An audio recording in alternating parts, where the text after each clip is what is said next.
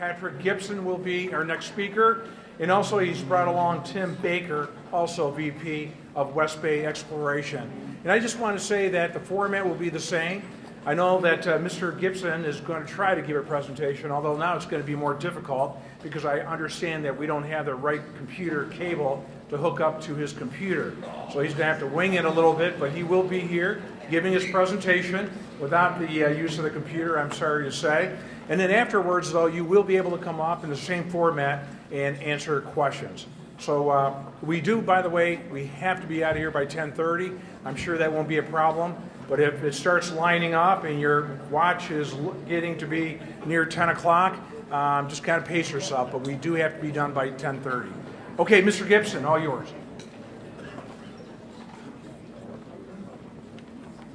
Okay, well, thank you all for coming. Thank you to the township for organizing this meeting. Very unfortunate that we're not able to show our slides because I think the biggest question in people's mind is what's next? What's it going to look like? Where are we going from here? And that's going to be a little more difficult without the visualization, but we're going to give it our best shot, and we sure appreciate any questions that you have. Again, thank you. This meeting may be a little premature in that we don't, I know there are some rumors out there that we've made an oil well. We don't yet know that. Of course, from our standpoint, we're hopeful that we've made an oil well.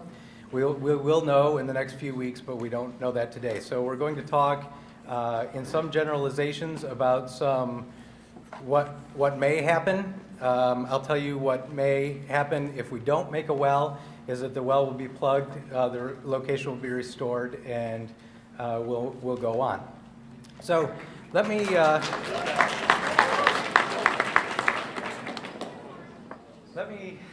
I'm going to try to kind of run through my slides by memory, and we'll go from there. Also, Tim Baker is our Vice President of Operations and Engineering at West Bay, and I may be bringing him up during my presentation. Definitely he'll be up here afterwards for answering some questions. So, West Bay Exploration is a small family-owned company based in Traverse City, Michigan. We were established in 1981 by a Texas wildcatter. Robert came to Michigan in the early 80s because there was a lot of activity going on in the Traverse City and Gaylord area. Some of the major oil companies were here, Amoco and Shell, drilling the Niagara Reef Trend. Robert was fairly successful up there in the northern Reef Trend.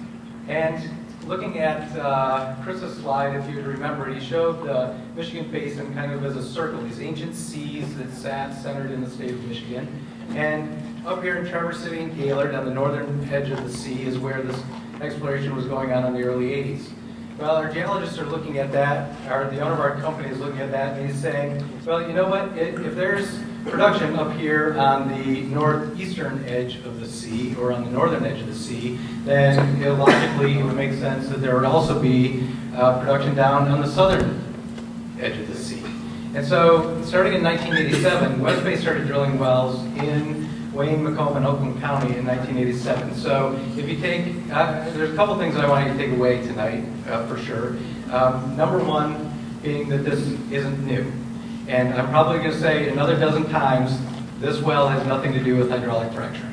So getting back to number one, this isn't something new. We started drilling wells down here in 1987. We've drilled 4 wells in Shelby Township since that time. Those wells have all been drilled, completed, produced, and consequently plugged. The latest one, I think last summer, was a 22-mile in Van Dyke next to the post office. In that particular well, right across the street, there's a large subdivision there. We had over 400 individual royalty owners that we made royalty payments to in that subdivision. So even in the situation where we are here, being that close to residences is also not something new. It's something that West Bay has specialized at over the last 30 years in communities outside of Shelby, of Sterling Heights, Novi, North Livonia, to name a few. So that's kind of where we started. Moving into the 2000s, Chris also mentioned that we made a discovery in Jackson County and Calhoun County. This is probably the most significant oil discovery in the state of Michigan in the last 30 years, if not the last 50 years. We drilled 52 wells, 54 wells, actually 52 successful wells in Jackson County. And this is in the Irish Hills area, which I'm sure some of you are familiar with. The slogan in the Irish Hills is 50 lakes in 50 minutes.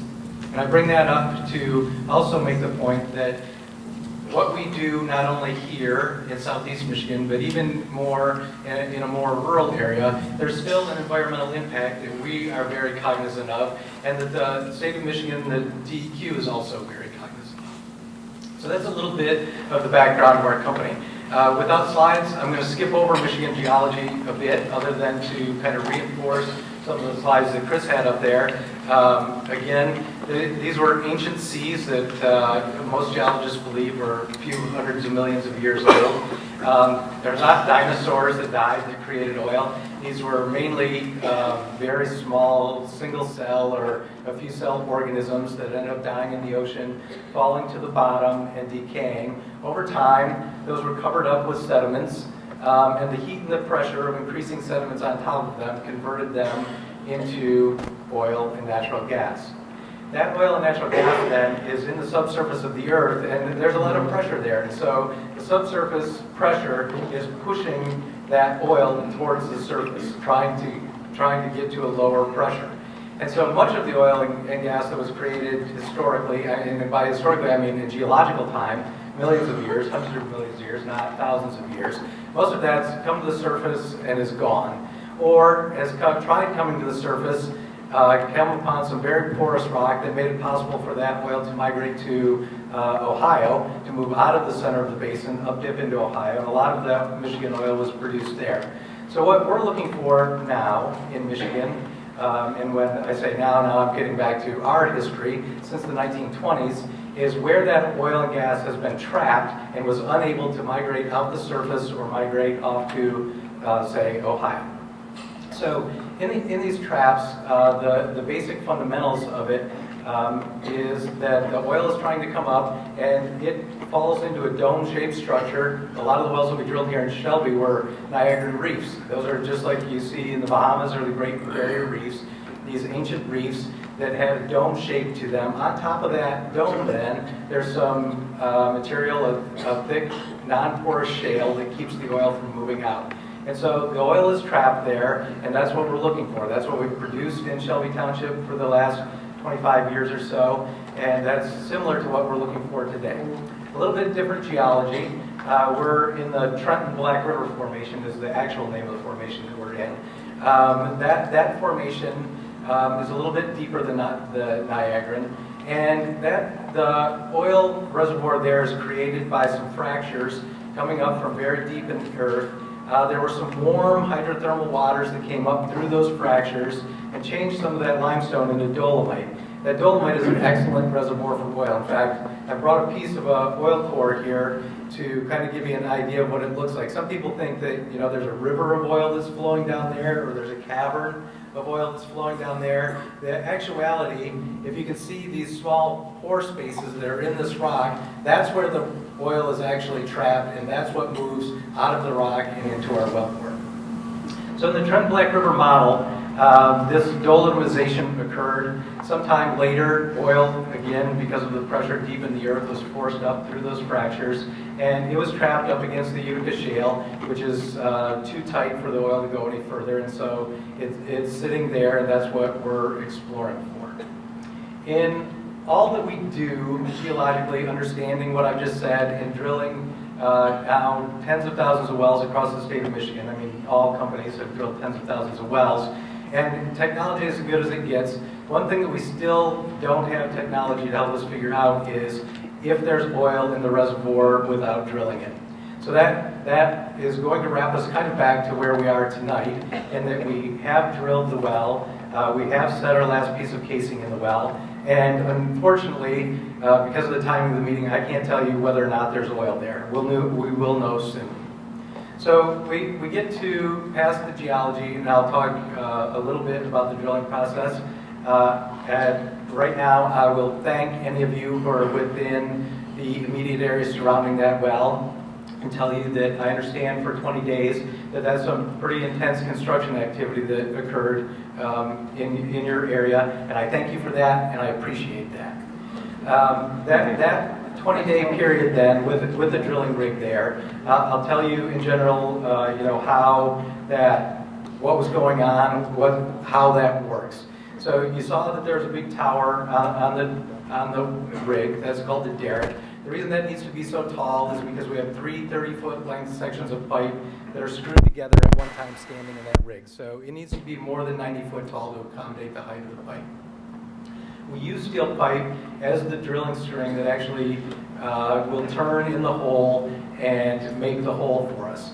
When we talk about drilling, a lot of us will think about the drill bit that we put in our drill motor at home to do some kind of home improvement project.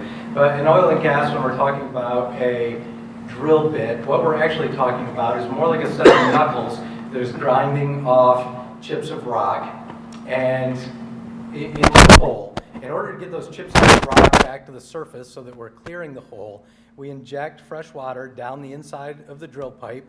In the drill bit itself, there are a couple of jets that the water comes back out. So that water comes out the end of the drill pipe, picks up those drill cuttings, and takes them back up the hole. Those cuttings then go into some steel pits that sounds like some of you are on our site. You've seen steel pits out there that those cuttings go into the pits. The water goes into a separate pit, and we're reusing the water during the drilling process. During the drilling process of a conventional oil well that we've drilled here historically, and we just finished drilling, maximum water usage is about 10,000 gallons.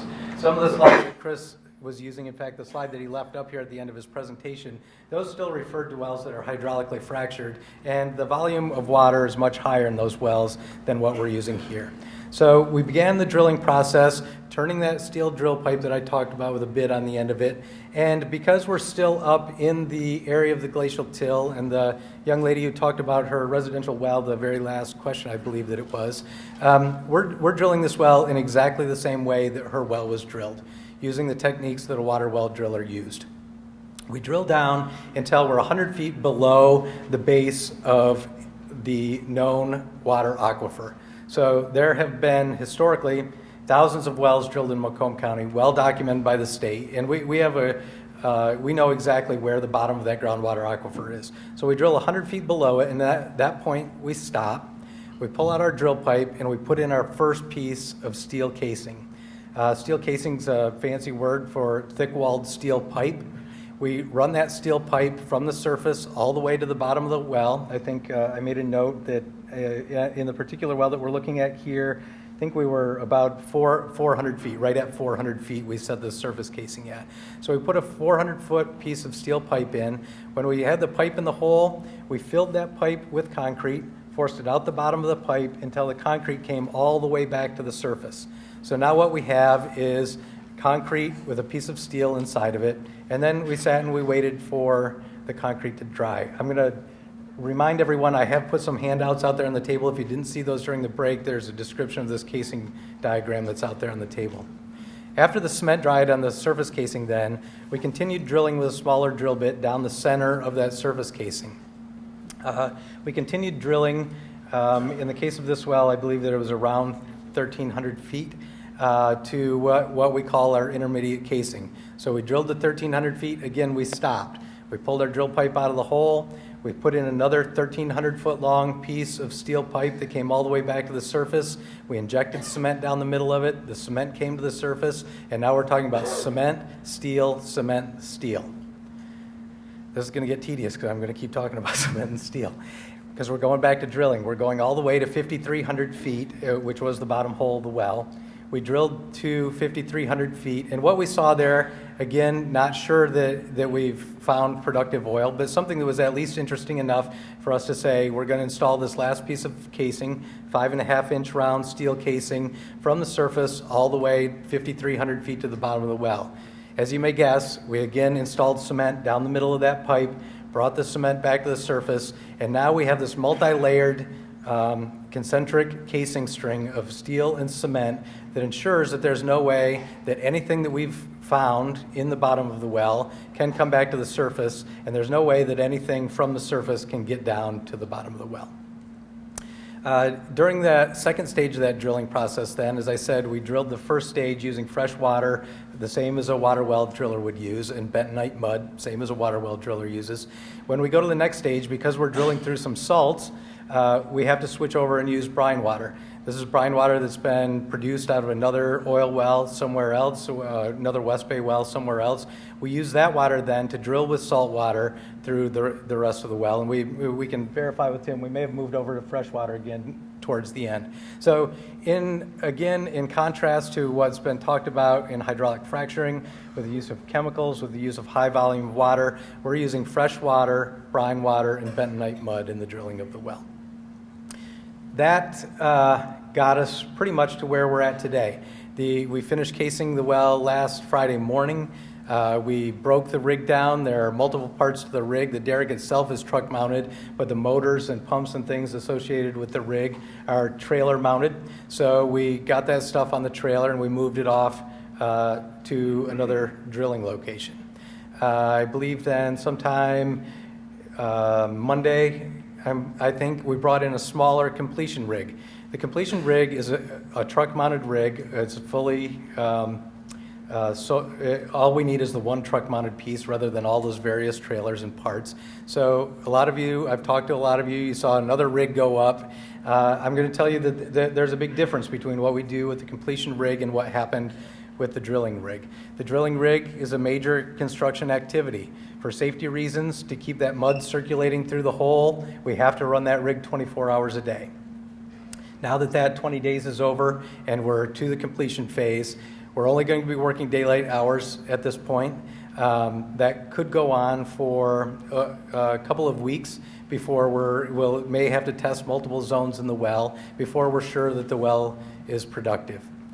If the well's productive, we're able to test economic oil out of it.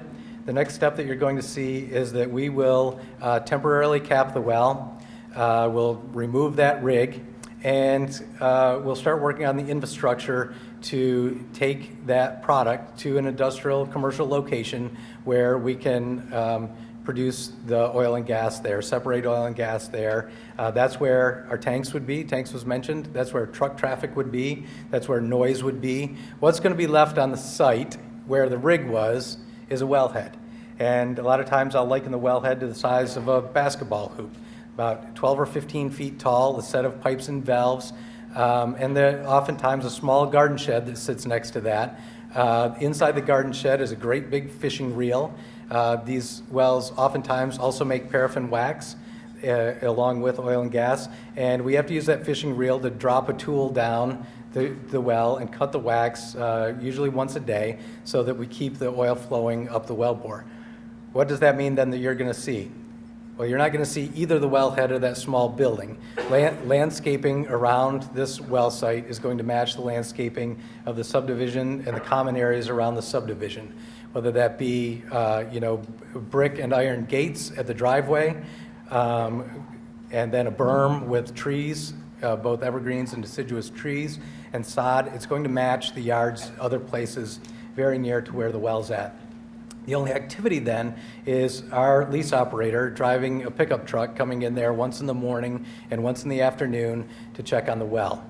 In addition to that lease operator being there to check on the well, there's a solar panel out there that runs a piece of computer equipment and telecommunications equipment so that the folks in our Traverse City office or our field guys, our lease operators, or our guys in southern Michigan all have access to data coming out of the well. So not only do we have that twice a day visual of the well, we also have electronic communication with the well. A lot of rumors, a lot of questions also then about, okay, what's this production facility look like and where is it going to be? I've heard a lot of comments about 26 Mile and Mound. We have made absolutely no decisions about it at this point. We've done a little bit of early reconnaissance looking at where these industrial areas might be, but in the economics of what we do, we have to make a well first before we need to go that next step and see where that's at. So an example that I'd like to give you, because I can't tell you exactly where we're going here, an example that I'd like to give you is a well, actually 3 wells that we drilled in the city of Livonia. The most latest well we drilled from the grounds of Schoolcraft College. We drilled the well directionally down the I-275 corridor, and our bottom hole is under an 80-acre subdivision where there are about 75 landowners there that receive royalty from the well. From that well site on Schoolcraft College, we have a pipeline, as I've just described, that's going back up about a mile to the north, right behind the Costco store there in a commercial area. That's where we've got our processing facility. And some people have, when I've talked to people on the phone, they refer to it as a refinery. And I guess I wish I had the visual to be able to show you what that Livonia site looks like, because I'm sure that if I set somebody out front of the Costco store on Saturday and asked them where the nearest oil processing facility was, that there would be few, if any, customers who would be able to say that they knew that, even though it's right behind the store. When we come back to Shelby Township then, adjacent to our site, on the northern edge of our site, is a large high-pressure natural gas line, Consumers Power gas line, 26-inch Consumer Power gas line.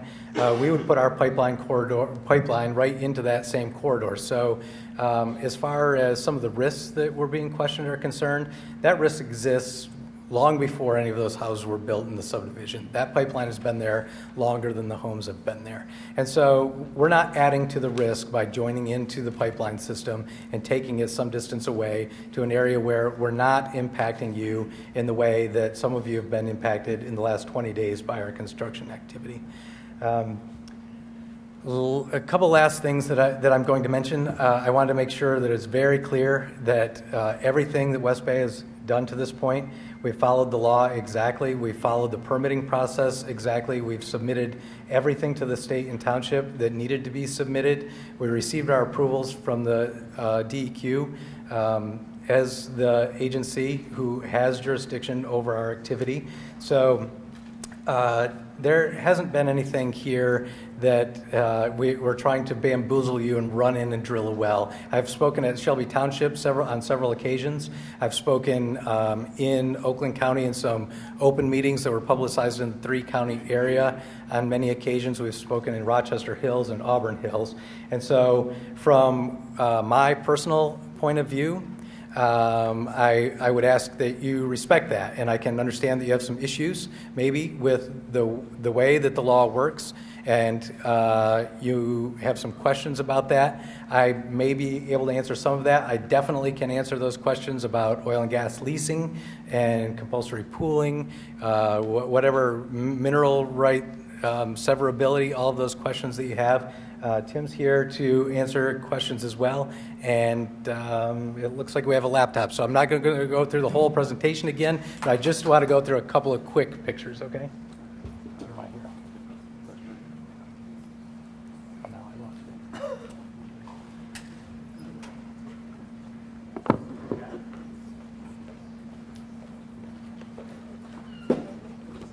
You know, while you're setting up, would it be okay if I have our Fire Chief, Jim Swinkowski, come up? Because I know a lot of you today phoned me, wanted to know about the safety of this oil well and the procedures that we have in place.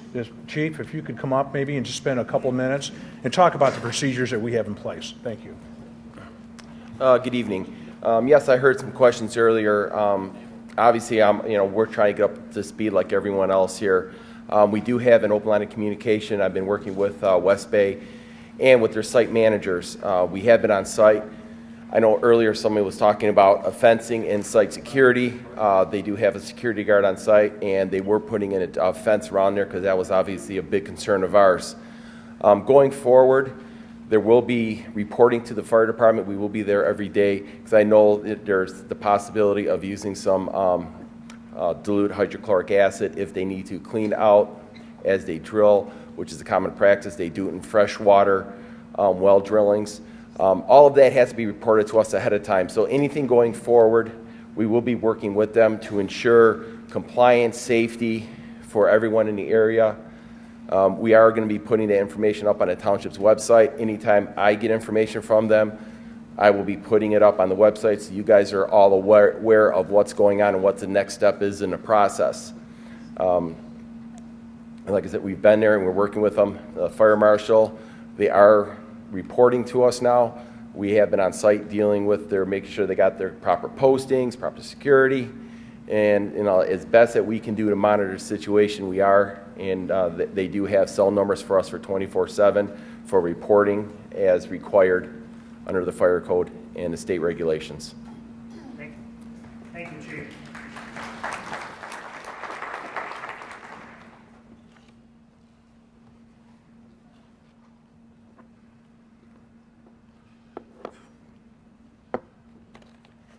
Well, we solved one problem, but apparently maybe have moved on to another. We have a missing flash drive that may prevent us right now from putting up those pictures.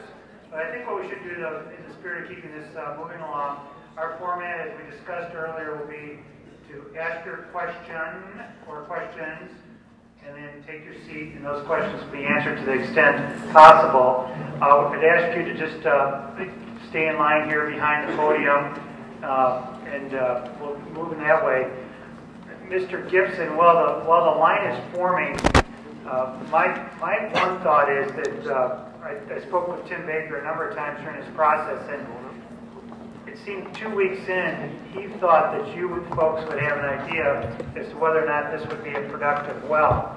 We're many weeks in now. What is it that's making this well different than other ones that you've drilled that you can't answer that key question this evening? Well, every well is different. The geology is different. Drilling a Trent Black River well in this location is a long way to another Trent Black River well, and so we don't have a good go-by to know what it should look like, to know what a productive well looks like.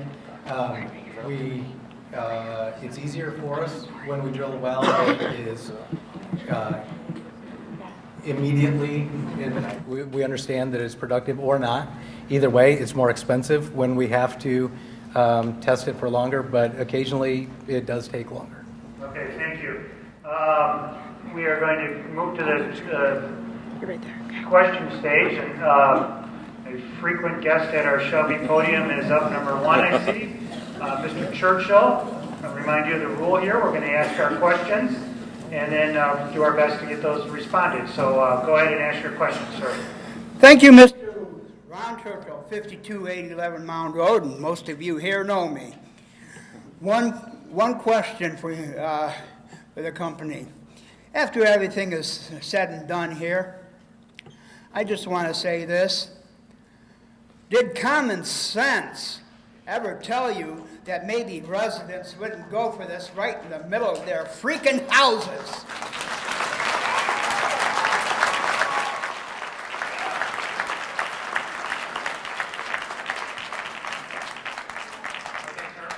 No, I think that is supposed to be a question. I'll respond to that. Mr. Churchill is often very colorful. Yes, I know. I've experienced him at many meetings, actually. So I do have a response to that, actually, in that something that I didn't mention earlier, we have obtained oil and gas leases from more than 290 individuals in the township, covering over 960 acres. So there are people who want us to be here. I know I have legal contracts with 290 of them. So to say that everyone is against it is not necessarily fair. There's obviously a number of people who showed up tonight who aren't too much in favor of it, but it's important to realize that there are folks out there who do want to see this kind of activity.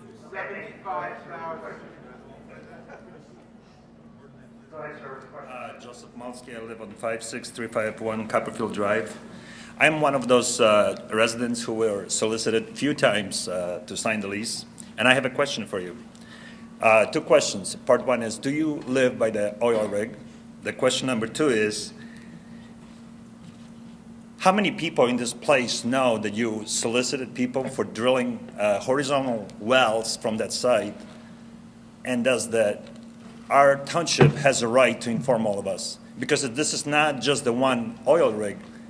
This is going to be a horizontal drilling, at least I know, in two different directions. That's all. Thank you, sir. So 3 questions. Yeah. Do you live by one of these drills? Okay, I get that question a lot, believe it or not. It took me a long time to realize, in fact, this winter, my children go to a school in Traverse City that my daughter's gone through 8th grade and moved on to high school. My son is there in 7th grade. And as I was coming out of their Christmas concert last winter, I realized my children go to school across the street, maybe 1,000 feet or 1,500 feet from a gas processing facility. So I will say, no, I don't live next to an oil well. Tim wishes that we did because it'd be a lot shorter drive to work. But we don't choose where the oil is placed. And so to this point, someone has not discovered oil in Traverse City. There's been a lot of exploration there. There's a lot of oil around Traverse City, but at this point, no one has ever found oil in Traverse City. As part of the solicitation process, do you notify individuals that there will be horizontal drilling or other activities, or what exactly are people told when their door is knocked on? Okay, so when our landman contacts someone, and I'm sure many people in this room have been contacted by our landman, the main way that we get information out to people about what our activity is going to look like is that conversation takes place at their kitchen table one-on-one. Believe it or not, there are a lot of people intimidated to come into a setting like this and ask their question, and they have an opportunity at their kitchen table to ask whatever manner of question they want. Yes, we talk about horizontal drilling. We talk about directional drilling, which is different than horizontal drilling. Directional drilling is what we used here in Shelby. That means that the surface of the well is here, and we moved over a little bit to have the bottom hole of the well to get to a better geological spot. We talk with that, yeah, absolutely. But we cannot drill underneath anyone who we don't have leased. So if you're referring to, the possibility of us drilling horizontal underneath someone, an unleased parcel, no, we absolutely cannot do that. It's illegal. We send the state the directional survey as we're drilling the well so that there is verification of exactly where the well bore went. Okay, Thank you. I have 5 questions. And the first one is goes to a statement that you just made that you have 290 leases signed in Shelby Township. Those 290 are not in that area. That is a small percentage. And there are 74,000 people who live in Shelby who have not signed a lease. Let's make that very clear, that not all 290 are in that neighborhood. My first question is, it doesn't seem economically feasible to build an oil processing plant for one well. So, where are the other wells going to be? What's the plan? That's the first question. The second question is exactly what happens day to day at this processing plant. How many trucks go in and out? What kind of emissions come out of it? What kind of smells? What kind of traffic? And how big are the tanks that are going to be there? My third question is, when the pipeline is placed along that right-of-way corridor, that is a jewel of a hiking and biking trail. Is West Bay going to assume 100% of the costs of restoring that? And further, it goes straight smack dab through a wetlands. And I don't understand how the MEDQ, the protector of the wetlands, can allow that thing to be dug up and another pipeline put in there. We can't even get permits in Shelby Township to fix the bridges through there. Further, my next question is, you've said over and over again, you're not doing hydraulic fracking. That's really a matter of opinion. You're not injecting liquid into the ground to fracture the ground, but you do plan to inject hydraulic or hydrochloric acid, liquid nitrogen, and other toxic chemicals to enhance the fractures that are already there. It seems like we're splitting hairs here about what the definition is. You're still going to inject toxic chemicals into the ground to enhance the fractures that are already there. My fifth question is, exactly what are the boundaries of this deposit, and how do you determine that? How do you go after these mineral rights for people to give up? How do you know exactly where the boundary of that deposit is? Okay? And the last thing I have to ask is, what happens to houses that you go and knock on the door and you don't get the mineral rights? What happens to those people? All right, okay, thank you. All right, so first question, it doesn't seem economically feasible to have a processing plant for just a single well. Does West Bay have plans for different wells in the township, and if so, where? Okay, I actually made a statement prior to that, though, about the 290 leases not being in that immediate area. And we do have a number of leases right there, including 60 leases in the subdivision to the northeast of there. So maybe we're splitting hairs on that one too, but it's in the township as a whole. That's my number. So this next thing about economics of it, yes, it's economic to have a production facility with one well. We've done it on 4 separate wells here in Shelby Township historically. Each well went into its own facility. We didn't use a central production facility. So there's no plans for other wells to feed into that? I got them. I remember now. I got them good. Okay. So, yeah. So, there is possibility of future activity in Shelby Township over some period of time. I mean, we didn't know 20 years ago that we were ever going to drill another well here. So I'm not going to say never is a very long time. Everything depends on the quality of this well and what we see in this well before we would make any other determination about that. So I'm not going to say no, because I can't forever say no, but we don't have any immediate plans to permit another well here.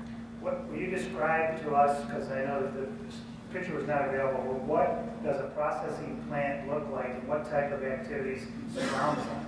Yeah. I'm going to have Tim take that question. Okay, a processing plant can take up to from 1 acre to 2 acres in size. How's that? Is that better?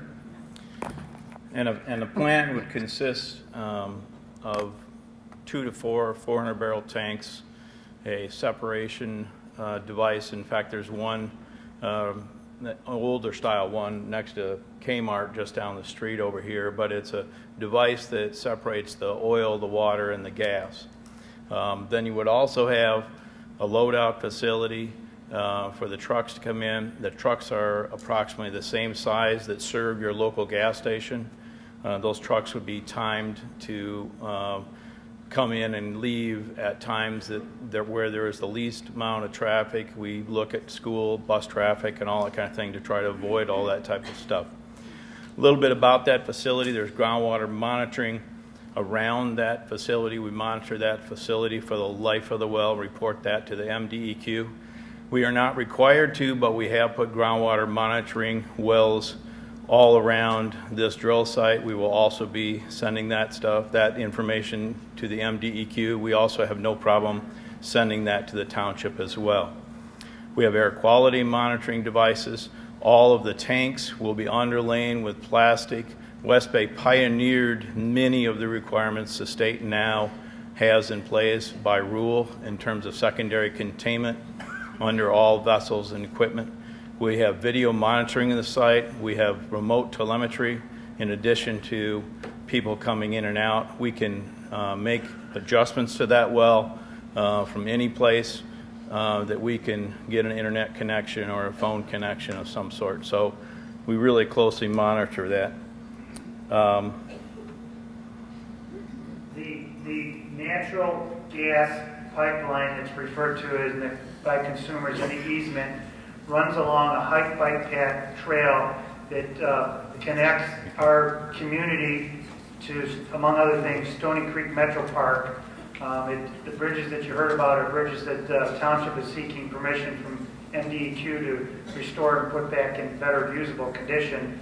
The question to you is, what assurances do the residents have that if you do work in that pristine easement area, that it will be restored to 100% of the way you found it? And I think your question even was, is it our responsibility? And 100% yes, that is our responsibility. Again, it's something that's going to be permitted through DEQ, that we follow their standard, and it is our liability and our responsibility. One future point that I want to make about that, though, of interest is that funds that the state collects from oil and gas revenue through the minerals that the state themselves leases goes into the Michigan Natural Resources Trust Fund, and those funds are what primarily was used to buy some of that trail. So because of the oil and gas industry, that trail exists today. You have inclined to describe the process as fracking, but isn't that a matter of opinion if different various chemicals, among them Hydrochloric acid. Hydrochloric acid, thank you. If those chemicals are being put in the well site to help free the hydrocarbons for you to extract, isn't that essentially a fracking operation?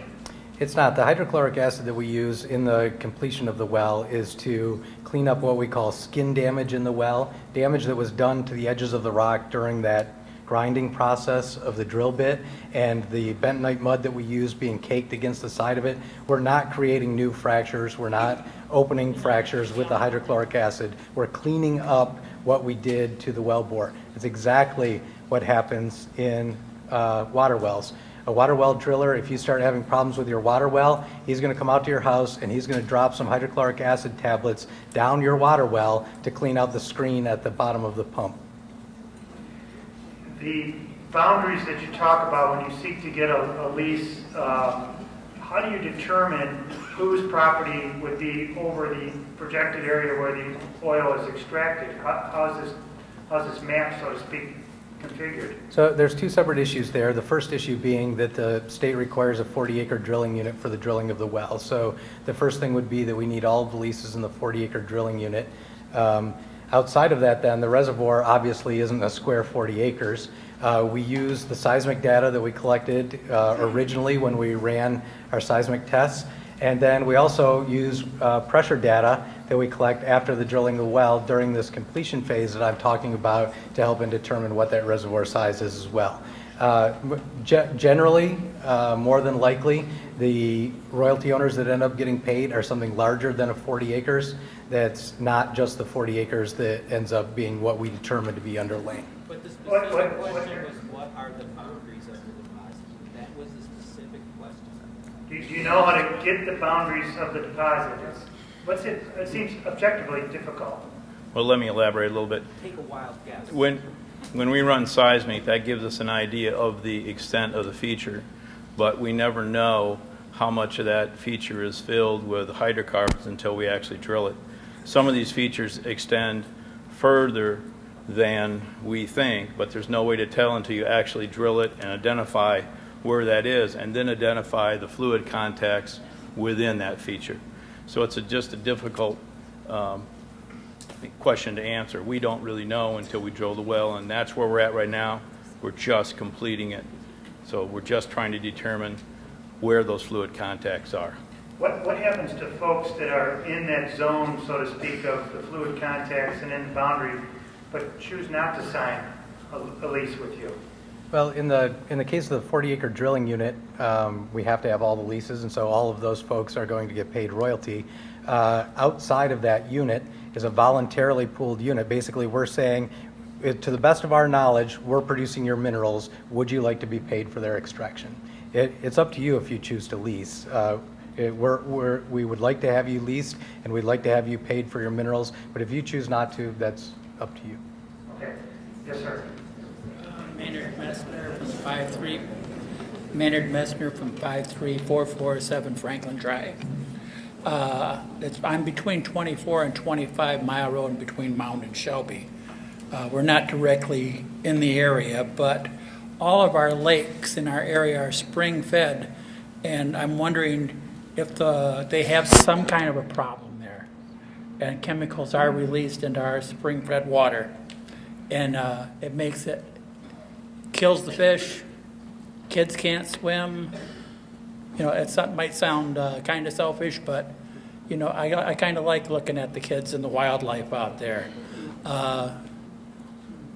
Can we monitor the lakes and make sure that, because what affects one lake affects them all because they're all connected. Can we monitor that water to make sure that the water is safe for our kids? Okay, thank you. Okay, yeah. So thanks for the question. That's, as Tim referenced, we have installed monitoring wells around our well site here, even though not required by the DEQ, so that we can do just that at this site. I'd anticipate that we would do that anywhere in this area. We also, the state of Michigan track record since implementing the casing program that I described with the steel and the concrete, that casing program was implemented in the mid-1980s, and there's not been one incidence of groundwater contamination from a casing failure since that time. So we have an excellent track record as an industry and as a company to ensuring that the groundwater is not affected. Denise DeMack. Good evening. Hi, Denise. Many of you know me. last week already, was it? August 7th, we had a meeting with the DEQ. One thing I like about the DEQ, they have to ask the question, they have to answer the question honestly based on exactly how you ask it. So I asked in all of St. Clair County, all of Macomb, all of Oakland, all of Monroe, and all of Wayne County, in a densely, highly populated area, drilled exactly like this one, residentially zoned. What number were we?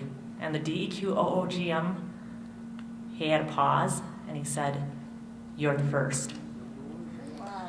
So now, getting to the friendly, I think your website says you're friendly to communities, and I'll ask my question on this, because there's 1,000 homes that this thing surrounds. 734 homes, 250 condos. We counted them. And out of that 1,000 and some odd homes, you got one builder and 60 home sites. I'd rather be on the 900 and some odd that didn't sign right now and say that we're pretty not for this. The other thing that we take offense on is that you have leasing mineral rights in an industrial zoned area. I just don't get, from a PR point, from a business point, why are you not thinking about putting this processing facility at the very least there? I mean, I understand it's another 2 miles to go, but you know, it can't be that expensive to pipe it just a few more miles to the appropriate area. And then the other thing would be, there's supposedly a casing down there right now, and you need to perforate it. And you're going to set off some charges, correct? Correct. Yeah. See, I'm just like the DEQ. I'll answer whatever you answer. As long as I ask the right question. No, that's okay. Exactly how I ask it. And so I found this out, and I was like, I made the DEQ guy go back to his records yesterday, and I said, "There's going to be charges?" And he said, "Yeah." And I said, "Okay, and I know you're going to tell me they're smaller and insignificant, they're going to perforate the casing now. And then you're going to have the acid, you're going to add the acid matrix stimulation solution." And like I said, I'm just curious on, once this whole process goes forward, because I'm pretty confident that you're going to find oil, even if you're not. Can you think about going towards the industrial area in the future for us, for our community, because you're supposed to be friendly to communities?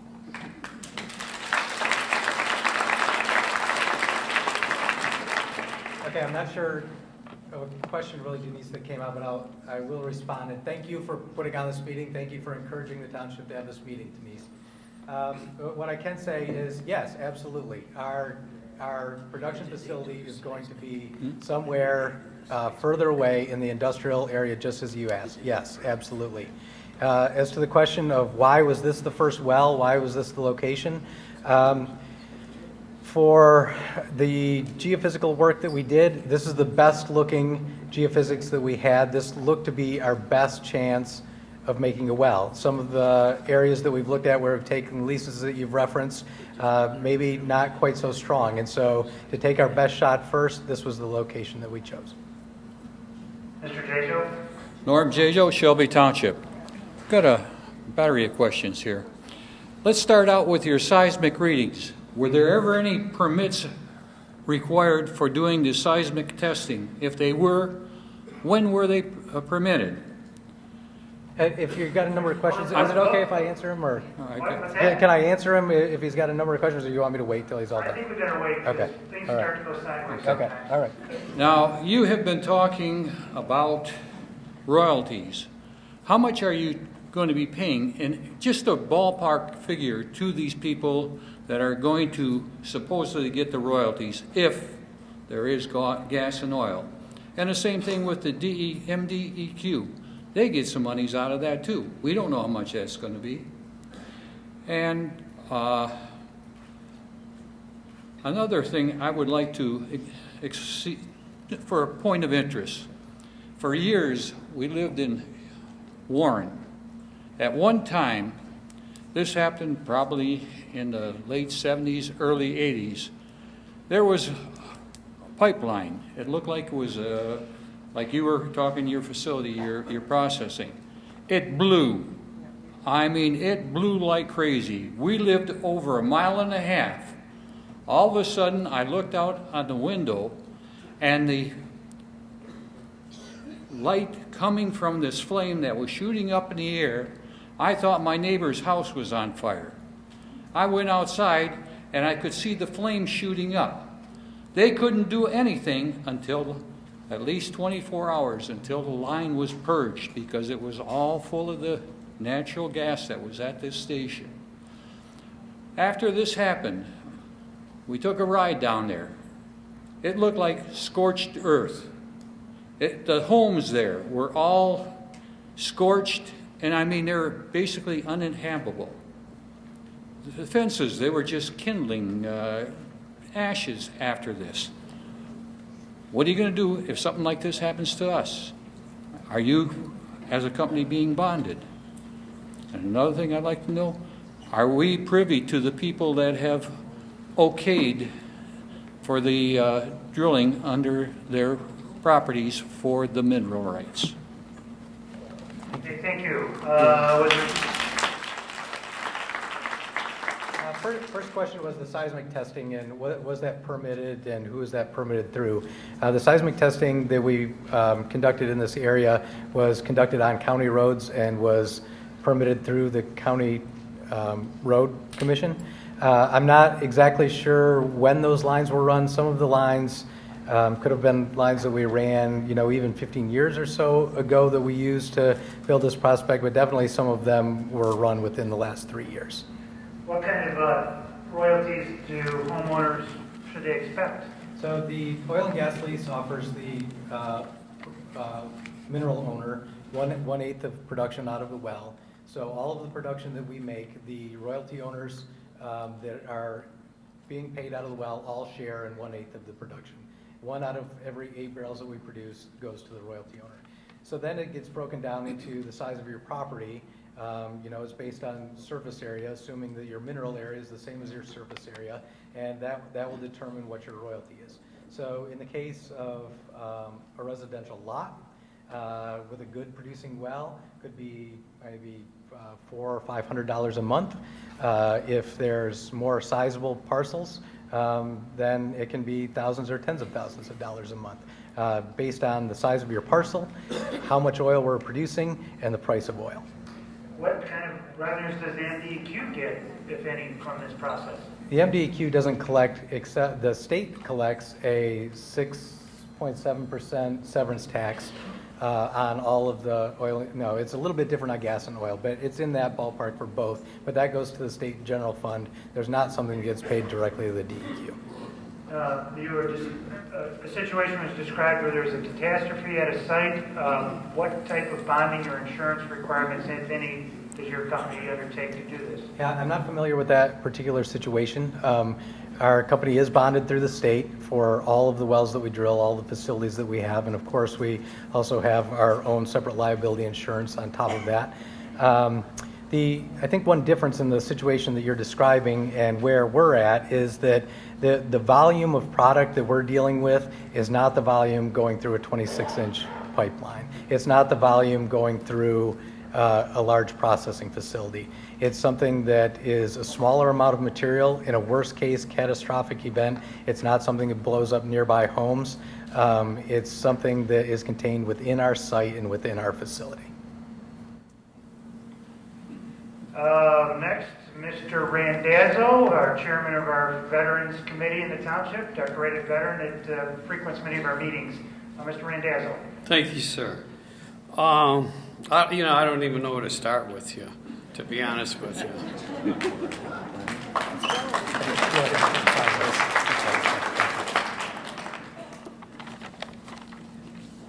you. You started the conversation earlier about the 22-mile in Van Dyke well.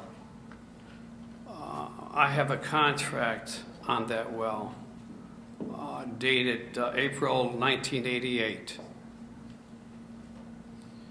And you guys came back with the thumper trucks, the electric rods in the ground with the wires. And I didn't know what was going on at that time. None of the neighbors knew what was going on at that time. And I'm on 22 Mile Road. Okay, you talked about the 400 homes in the back behind me. You're correct there. And up on Van Dyke, the businesses also that were included. But I was directly across the street from it. I could drive my car right down the driveway into one of your tanks. Now, that's a processing plant, wasn't it? That's correct. Yes. And you may be in an industrial area on 22 Mile Road where the post office is at. This way everybody knows exactly where that processing plant was. On my side of 22 Mile Road is residential. Questions, I don't know what kind of questions I can ask you. But I'm on this side of 22 Mile Road, which is residential. So when your boys came in with all the big rigs and the trailers and the trucks and the tankers, they were digging in. I've seen them dig base camps, not as strong as what you dug in Vietnam. And when you had the big erector sets up over there, you torque them up, you burn them up, light them up, flame them, whatever you want to call them. And the odors that you throw out. And I'm not here to condemn your business or whatever, but you know, I got to do what I got to do and you do what you got to do. And people have to speak up for people. That's why some of us have to go to war too. So,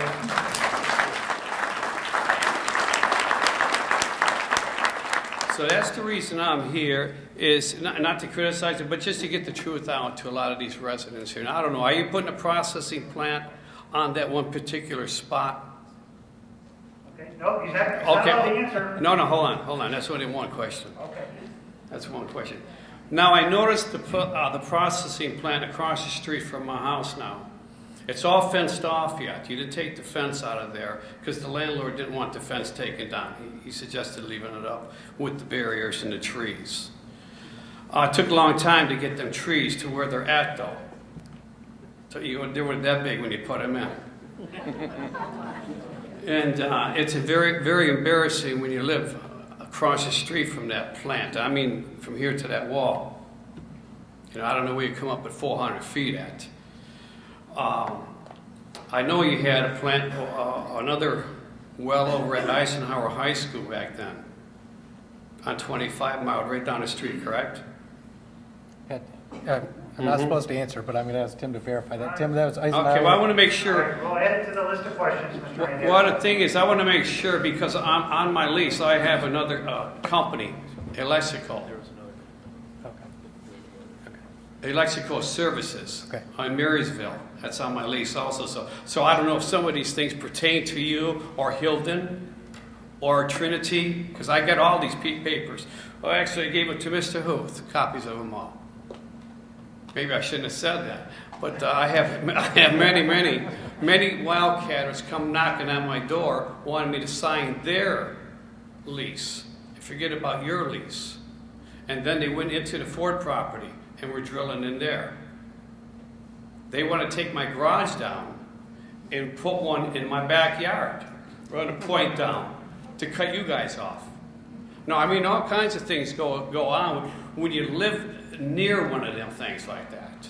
Okay, a lot of people were. So that's, okay, I'll cut it. Two questions, are there any more? No, oh yeah, the one is, now you closed it up, okay? Now, you got all them casings still underneath the subdivision on your slant drilling underneath us, right? You still have the casings in there. And you still have all the oil and gas underneath there. Okay, now where's my royalties and the neighbors in that area? Where's their royalties at? Because 2010, 2011, we were receiving letters from Traverse City stating that the Ford Motor Company closed up. They were the biggest purchaser of your gas. Visteon closed. They were the biggest purchaser of your gas. You were looking for somebody else to sell the gas to. You're hoping consumers. Meantime, there's no checks coming. Okay, these years, there's no checks coming. Now, but there was, the operation was still going on over there. Your trucks are still coming in, emptying out the tanks. There's 4 or 5 tanks you had in there. You've got your operational buildings in there, the sheds in there. All this is still going on, but there's no checks, and I call for them checks. And the lady, you know, they're very kind up there. Very kind people up there. Okay, Mr. Randazzo. But that's okay. I'll stop there. But that should give that gentleman an idea that I went to a different college than you did. Okay.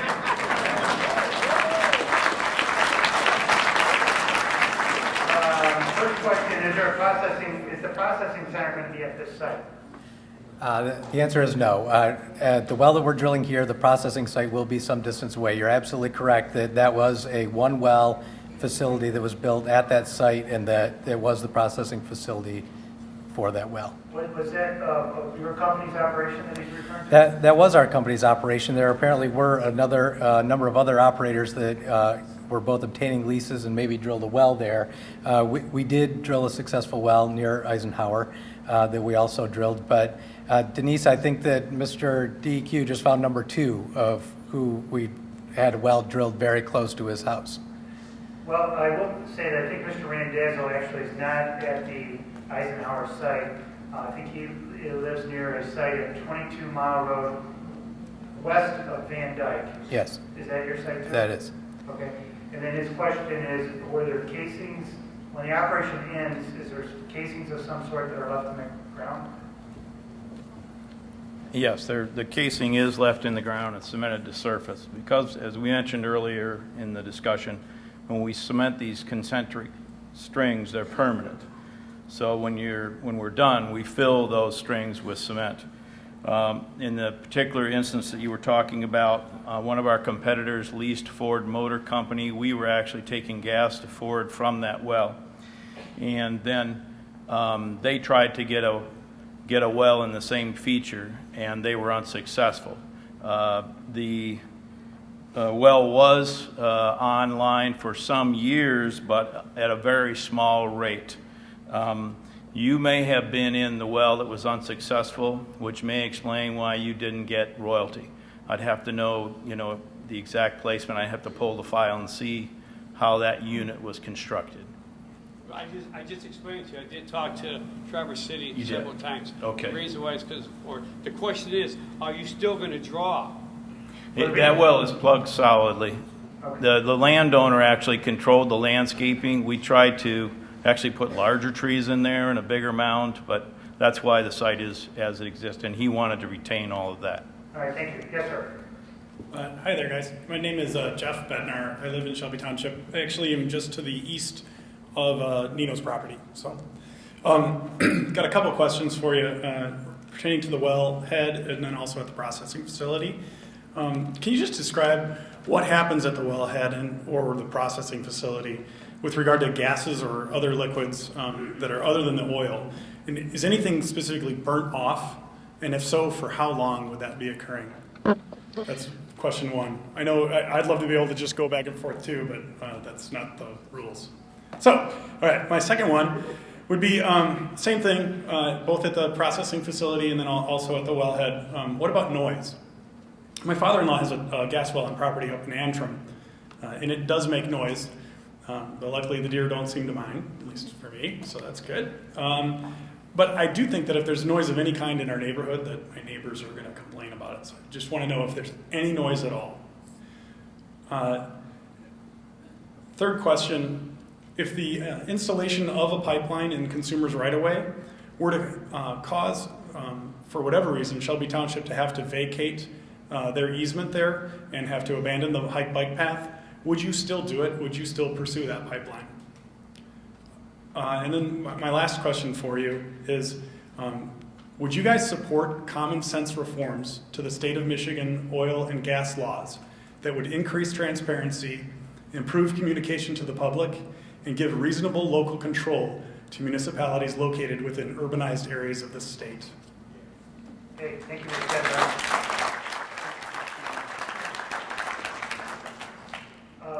Are there products that are not related to the oil that come from the well site that are burned off I guess natural gas we heard about earlier this evening. Is there some product that's burned at the well site? Nothing at the well site. Now, during the initial testing phase, when we're completing the well, we will have to test it and have a small contained flare. We're using what's now called green technology, where we have a flare that's assisted with a pilot to make sure there's a complete combustion and the gases are mixed to the proper mix to assure that it completely combusts. Now, that is only for a temporary period, and we're hoping that to be a couple of weeks at the most. We don't know. We have to test, actually test this well and see what it tells us. During the production phase, there's nothing at the well site. That well site will be electrified. I don't mean with electric fence. I mean any motors will be electric motors. The pipeline will go down the consumer's corridor. Most of that will be directionally bored to address the wetlands, just as the current 24-inch pipeline is. And so we'll take that to an industrial location, and that's where the processing will occur. The gas will be separated from the oil and the water, if there's water. The oil will go by truck, as I mentioned, in a vehicle similar to the vehicle that delivers gas to your local station. The gas will go into the local consumer's pipeline that we paralleled, that I was talking about earlier. And then the water, if it makes water, will go to a EPA and state-approved saltwater disposal well. Does the processing facility burn, though you said it doesn't burn at the well, the excess gas? Would that type of activity occur at the processing facility? Hopefully all of that gas will be used in the line. Some of the gas will be utilized to heat the separation device, and then there will be a small emergency incinerator as part of the required design to relieve vessels in the event that they need to be relieved. But that will be a shielded, controlled flare, and will be completely transparent with the fire department and present plans to the township, review all that to make sure the proper distances are attained. That will all be underlain with secondary containment, impervious material to make sure that there's nothing that contacts the groundwater. That activity you just described, that's not at the well site, but it's at the processing? Yes, at the processing facility. If you reach a conclusion that Shelby Township would have to vacate the bike path to allow this. Now, this is the question. I don't agree to get to this, but assume it did. That Shelby Township would have to vacate its rights to the bike path to allow you to put a pipeline in. Would you still move forward with a plan to put a pipeline in? Yeah, we're not going to take out a bike path to install a pipeline. No.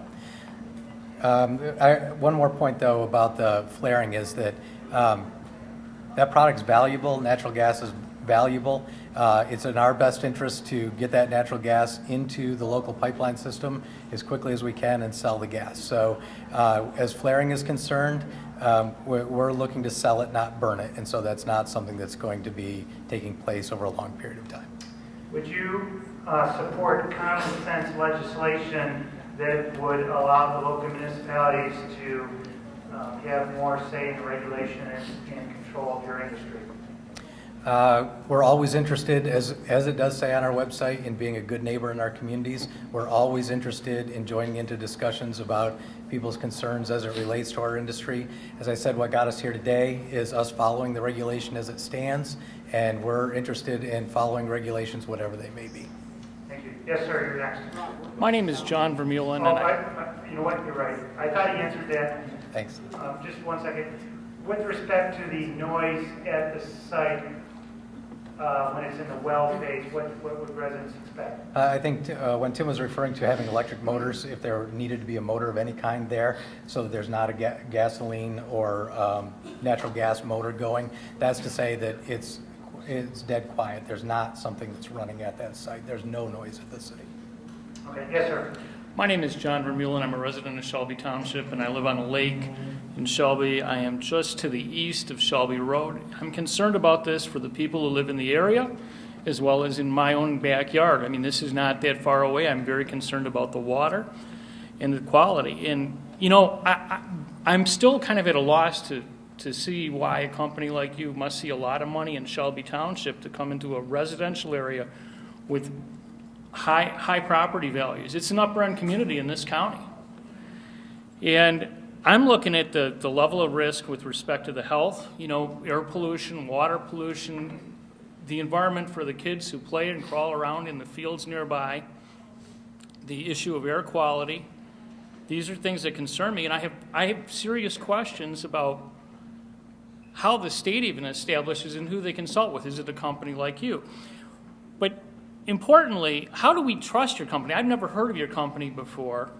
The second question is, how do we know that you guys are going to adhere to what state law is and maybe even do better than what state law is? How can we be independently sure? Because we have to rely on you.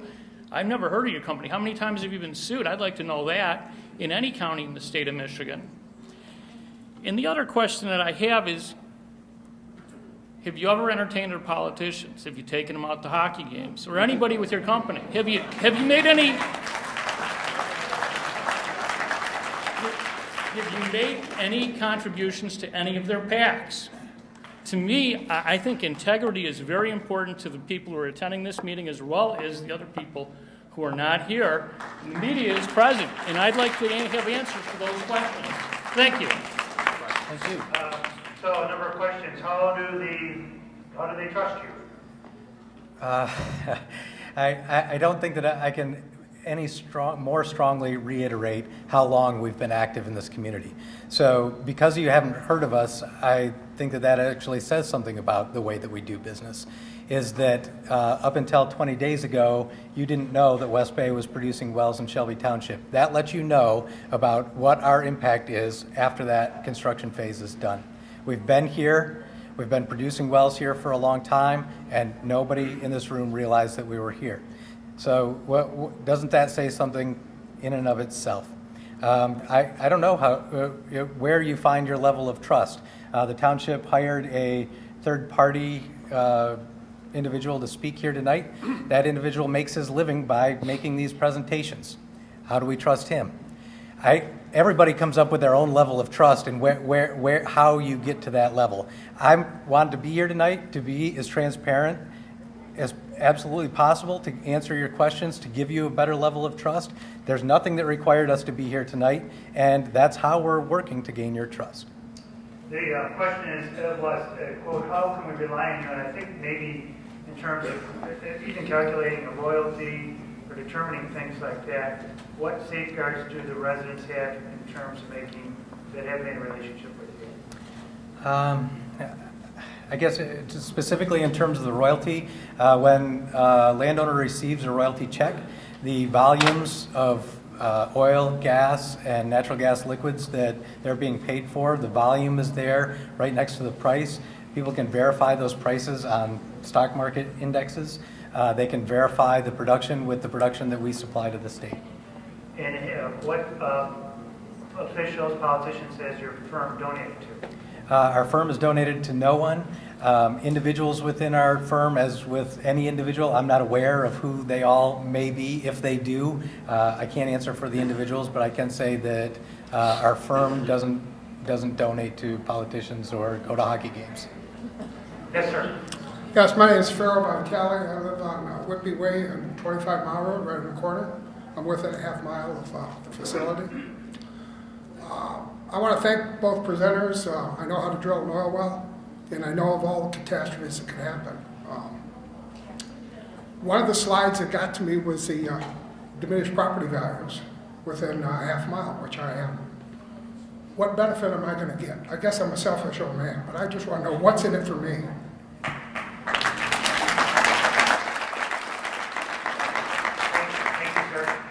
Thank you, sir.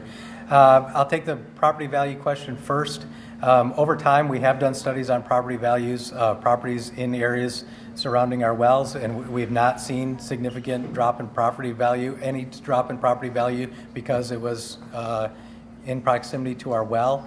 Trying to prepare for this meeting and to answer some of this question that I've received a lot and phone calls that I've received. I did do a very quick study in our field in Jackson County in the Irish Hills area. The number of sales is somewhat small, so it's not as robust of a study as I'd like. I'd like to do some more, but in that study, it showed a clear increase in property value as in other areas of the county outside of the area of our drilling. Yes, sir. Mr. Councilman, project recognition. Yeah, that's fine. Rob Ray, 894 Lawyers Circle.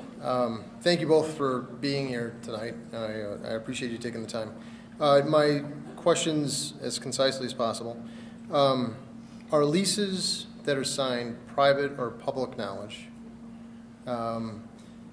If they are public, could you, I mean, from a leadership perspective, could you share how we find that out or get that? Do you have any plans to explore in or drill through the city of Rochester?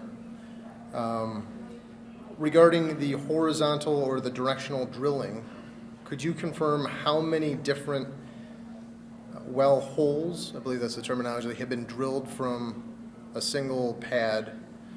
Have you sought any compulsory pooling in the past 5 years? And my last question, thank you very much. Now that Shelby's passed their moratorium on drilling, does that affect what your day-to-day activity will be at this site moving forward from today? Thank you. Okay, thank you. Are the leases public? Leases are public. It can sometimes take some time for a lease to be recorded, but all oil and gas leases are recorded in the Register of Deeds office. That's the only way that we can publicly stake our claim to the lease. And so, yes, we will eventually get all of those leases recorded. It can take some time based on title work that we have to do, but they all do get recorded. That's in Mount Clemens, just audience for you to follow up on that. How many well holes can be drilled from a single pad? It would depend on the size of the pad and the size of the formation. In Jackson County, Tim, maybe 4? I think four is the number of wells. The DEQ requires a certain distance in between those wells. And, you know, as it relates to that, we don't intend on drilling another well from the location that we're sitting on here. We have used that technique in Jackson, and I think individual from Scioto Township or maybe Chris referred to our central production facilities, and somehow that's spun into a negative where I definitely look at it as a positive, is that really reduces our footprint. Rather than having 4 separate drilling locations, we have 4 wells drilled from one location, smaller footprint, smaller impact. Those 52 wells that we have in Jackson County, we're producing into 7 central production facilities. Rather than having a production facility across the street next to the post office for one well, we bring a number of wells into one central processing facility so that we don't have that impact stretched out along the length of the field. So. Do you have any plans to drill in the city of Rochester? We have no current plans to drill anywhere in Oakland or Macomb County until we finalize the results of this well and get some information back from that. Has your company ever participated in compulsory pooling? We have. I think that 5 years was the number that he used, and I think in 5 years, I think in the history of our company it's been less than 5 times, and I think in 5 years it's been 3 times. I can address compulsory pooling, give you some information on compulsory pooling. The idea behind compulsory pooling would be this, that the DEQ requires us to have a 40-acre drilling unit. If we come in and we lease 39 of those acres and there's one individual that doesn't want to lease, the DEQ is saying to that individual, you can't hold up your 39 neighbors who are interested in having their minerals produced. What they don't allow then is we have no surface rights to the person that's compulsory pool, nor can we put our well bore underneath their property.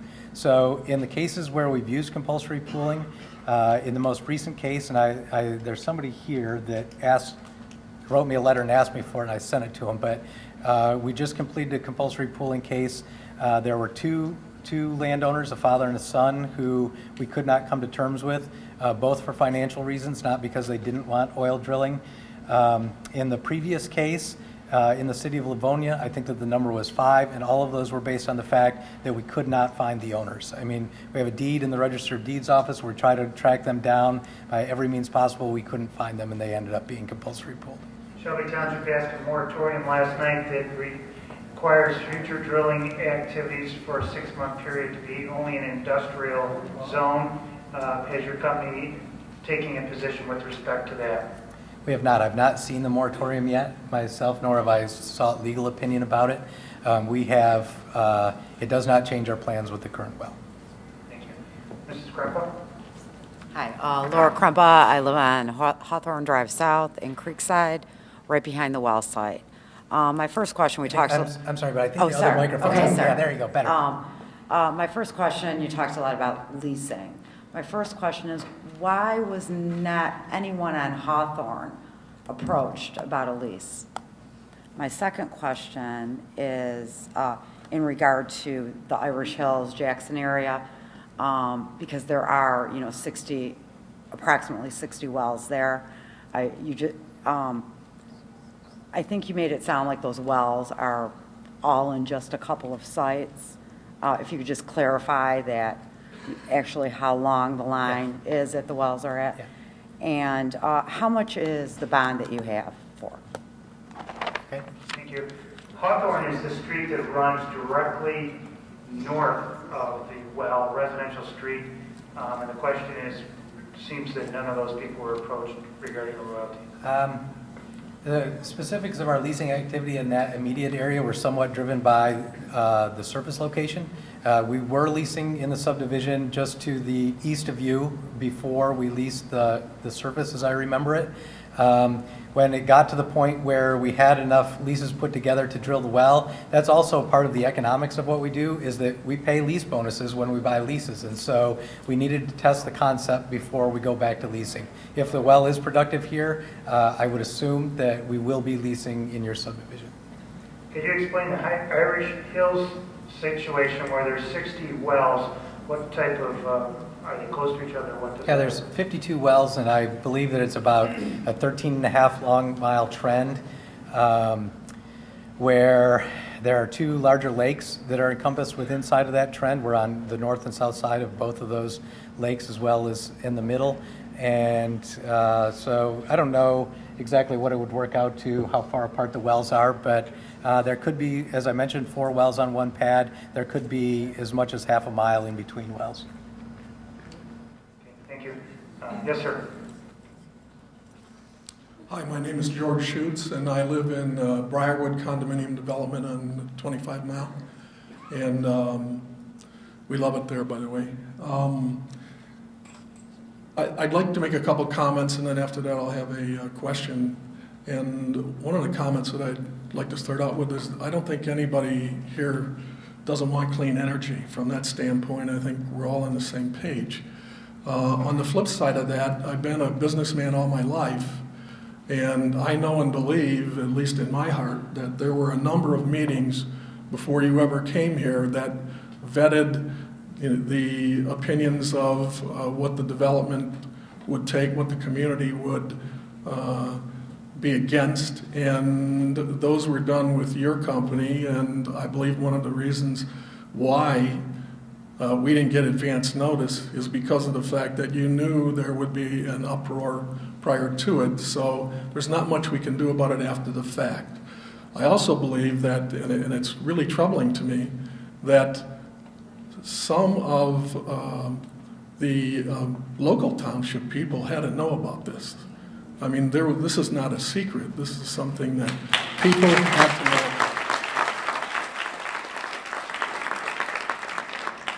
Maybe only a small group, but there were people that knew about it, both at state and at local level. Just never got to the people where it counted the most.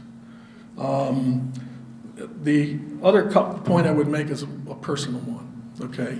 My wife and I came back to Michigan, which is where we were born, from Florida, to retire and semi-retire, and all of our children and grandchildren are in the area. We lived in Utica prior to it. We absolutely loved the area. And when we came back here, my wife has asthma, and she only has one lung. And we came to an environment that we thought was going to stay clean and would not be a hazard to her, to her health. In addition to that, as far as the housing value piece of it, I've got to tell you that people who are ready to buy homes are going to avoid the homes in this area. So you can't tell me pricing is not going to go down at least immediately. The other thing is that I believe that companies, laws can tell you what you can do that is within their limits. And all of us try to stay within that. But there's also something that's called common law that says you got to do what's right.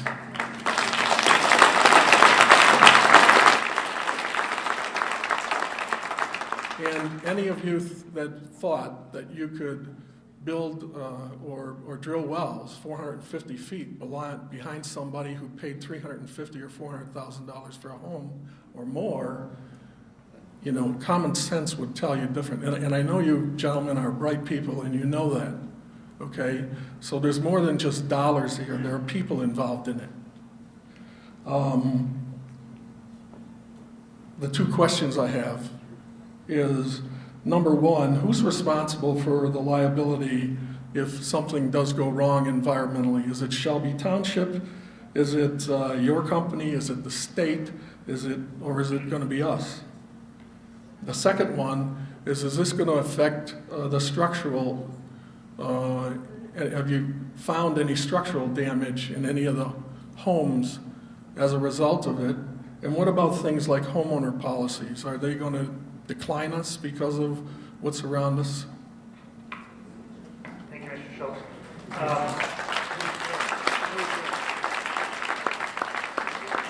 First question is, who is responsible for liability should there be an issue at this site? Is it you, the township, environmental issue, the state? The liability is West Bay's, 100%. 100% West Bay. Have you found, I don't know if he meant necessarily with this drilling, but with respect to any drilling, where there's been structural issues to homes, and what is the homeowner's insurance responsibility or response to that in those cases where drilling has caused structural issues? No, we have found no structural issues from homes. Again, this is what's coming out. This in chunks is what's coming out of the ground. We're not creating a cavern, not creating a cave underneath the ground that's going to, your house is going to collapse. At the end of that wellbore path, we're 5,300 feet. I'm looking down like 4 or 5 years. Yeah, exactly. This is not going to cause structural damage to your house. Yes, sir. Yes, good evening. Earlier, you mentioned about the processing plant and the number of tanks that will be at the processing plant site. And there were, I think you mentioned there was 4 or 5 tanks, approximately 400 barrels is what I recollect, which is approximately 84,000 gallons of material. So there's a filling process and an emptying process that occurs at those tanks. Tell me about the filtering that goes on in the filling and the emptying of these tanks. What kind of gases like benzene and toluenes are emitted into the air? And you also indicated that there are some sensors that you're going to have placed around the facility. These sensors, can you describe the make and model of them and what kind of EPA regulations you are conforming to? For the sensors, is it 360 degrees around there, so whatever way the wind blows, that the sensors go off? And what kind of indication does the fire department have or the city have that there's a violation of the air quality? That's one question. Second question is, there was a mention, I heard something about property owners that are nearby to a drilling site not receiving any royalties if they choose not to. I have a question regarding what's called fee simple ownership, which is when a person owns a piece of property, they own to the center of the earth. into the heavens above if they own it in fee simple form.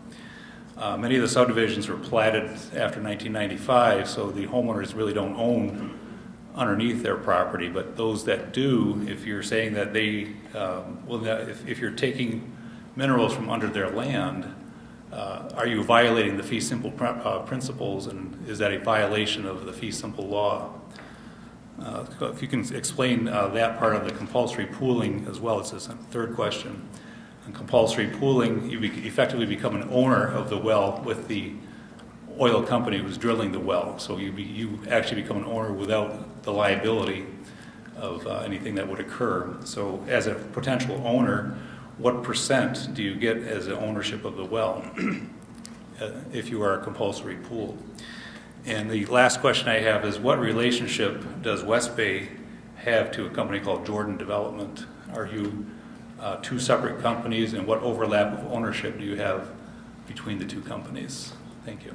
Thank you. Could you address the issue of the sensors, please? Ken, we've been experimenting with various sensors over the years, and the technology is continually improving. I'll get your name and be happy to share what at individual units that we end up with. What we typically do is set out statistical trials where we'll set different types of sensors and check their operation to see which one works best given different wind conditions, different concentrations, and all that sort of thing. But the technology has improved vastly since the new greenhouse gas regulations because it's driven by the need. So I can't tell you what particular device we're going to use at this time, but that's our plan. That information we have no problem turning over to the fire department at all.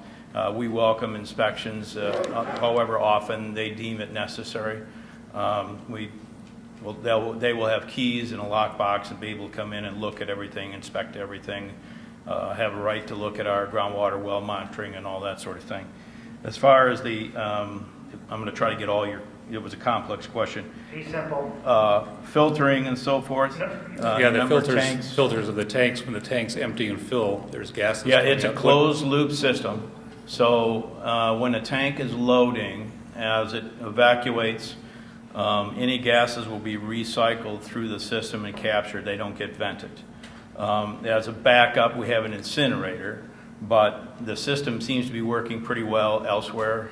We've got some 50 wells in Jackson. We have about 24 wells through the greater Detroit area. Some of the older ones don't have the newer systems on them, but we've had some pretty good success with it. What about, do you take in consideration fee simple and other ownership rights of people that you're seeking to obtain a lease from? Okay, I'm going to turn that over to Pat. Okay, good question about fee simple interest. There's also a legal term that's rule of capture. It's impossible for us to keep that oil from coming out from underneath the unleased parcel into this rock and coming to our reservoir. So that rule of capture says that we've done the best that we can to get you to lease. You're unwilling to do so, and so there's nothing we can do about having that oil cross off from your property into your neighbor's property and have them paid for it. So that's not compulsory pool. That's not compulsory. That's not our format. Thank you. And then when you address the issue of compulsory pooling. So the ownership of compulsory pooling, then if you had I keep coming to a 1 acre out of 40 acres, it makes math simpler, is that then you would have a 1/40th interest, working interest in the well. You would also then, most often in compulsory pooling, there are a series of financial penalties that you don't start recovering that 1/40th until those penalties have been paid because you didn't share in the economic risk of drilling of the well. And then finally, what is your company's relationship with Jordan Development? Jordan Development is our fantastic partner. They are a separate oil and gas company. Oil and gas companies, even on a very large scale, often use joint ventures because of the economic risk associated with what we do. And so Jordan Development, while separate, is our joint venture partner in this project. Thank you. Now, I will just say, to be fair to this process, we only have this room rented until 10:30, so the young lady would, or I'm sorry, the last person in line there, wave your hand, would be the last person. Now, my suspicion is we might be able to go past 10:30 if somebody was going to buy some pasta for us or something. Mr. Lucido, do you have a question or maybe an offer for all these people? I've got a lot of questions, and I'm glad that everybody's still here. The ones that left won't have the benefit of hearing all these questions, so I see it's being videotaped, which is a great thing, because everything that's said is on tape, and everybody can then realize what was said. But my name is Peter Lucido, and you know, I've gone to law school like Rob Huth has, and maybe some others that are in here. And when we went to law school, they didn't teach us about oil and gas. And it's unfortunate that we don't go to school in Oklahoma or Texas, where that type of activity is readily available, and they probably teach those things about those leases and what the process is. So you'll have to forgive me for my ignorance of all this education without oil and gas, but I'll try to do my best. Number one, you said you had 54 wells that were actually drilled, Jackson County, and 52 that hit, so you've got a good high probability. And my questions come from the following.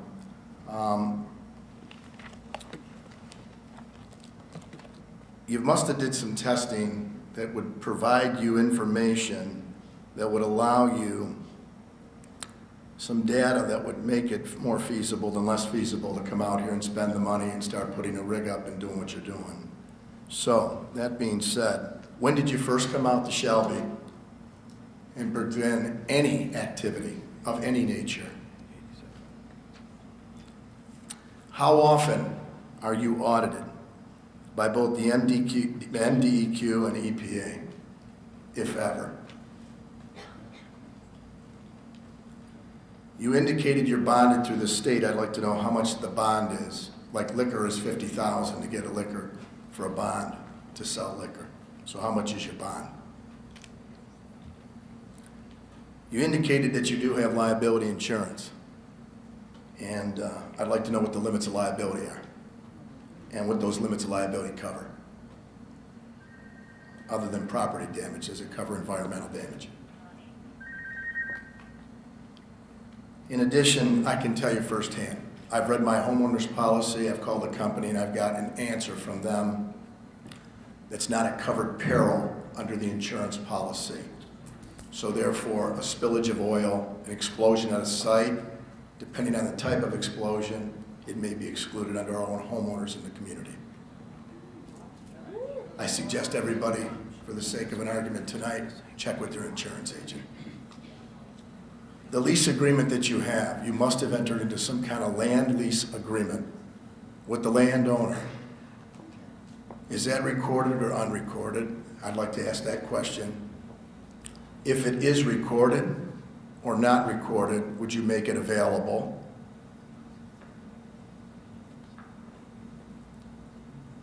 Have you ever had one of those lease agreements terminated by the landowner, assuming somebody like Nino Homes wanted to terminate their rights that they gave you to do your exploration? Do you have the right, specifically, Mr. Huth, for an assignment of your rights that you receive from the landowner and or of the rights that you were given by the homeowners that signed on?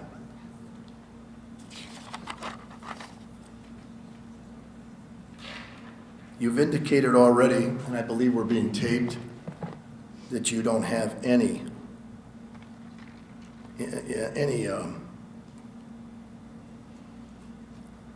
reason to go ahead and have a facility to process the oil at that site that you're currently drilling. Would you be willing to sign off on that right so that if we can't capture by way of executive order or by way of legislation, that there will not be any more harm to the site?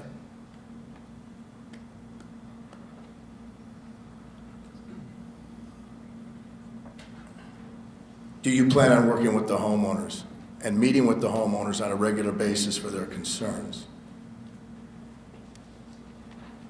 This process, I know Mr. Brandenburg wants to enact legislation, and I know that Mr. Lund wants to cooperate the same. But if it doesn't get processed in time, there may be a new state legislator in this community that have to deal with it. And that could be me. Thank you very much.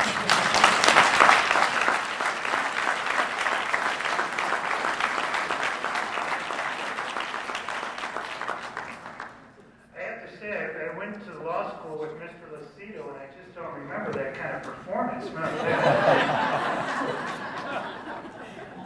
That's because you were in the back of the class. I agree.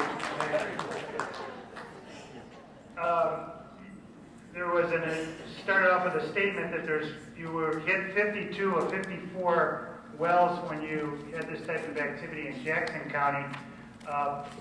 What gives you an assurance that you would have some type of success here? Is it because you've been in Shelby testing for some time, and since how long? Excuse me. No, I think there's a lot of geologic risk in Shelby Township compared to what we've seen in Jackson County. I answered the question that we have a 13-mile long trend in Jackson County. When you start hitting wells one next to each other, you keep going until you run out of productive wells, and in the case of Jackson County, it was 52 wells. That not to demean the scientists that work at our company, which I think are some of the best in the world looking at Trenton Black River reservoirs, but we have drilled some other wells in Oakland County and the Trenton Black River in the last 2 years, which have been moderately successful at best, and so there still is a lot of geologic risk that we're associated with this well. Have you been, or how often are you audited by the MDEQ or the EPA? Are you talking about an economic audit or what kind? The form doesn't present itself for me to be answering more questions. Yeah, you're right about that. I wanted to clarify right then. Is there any type of audit in place regarding any of your there are occasional economic audits of the DEQ that are not on a scheduled basis to verify our production and mainly that we're paying severance tax.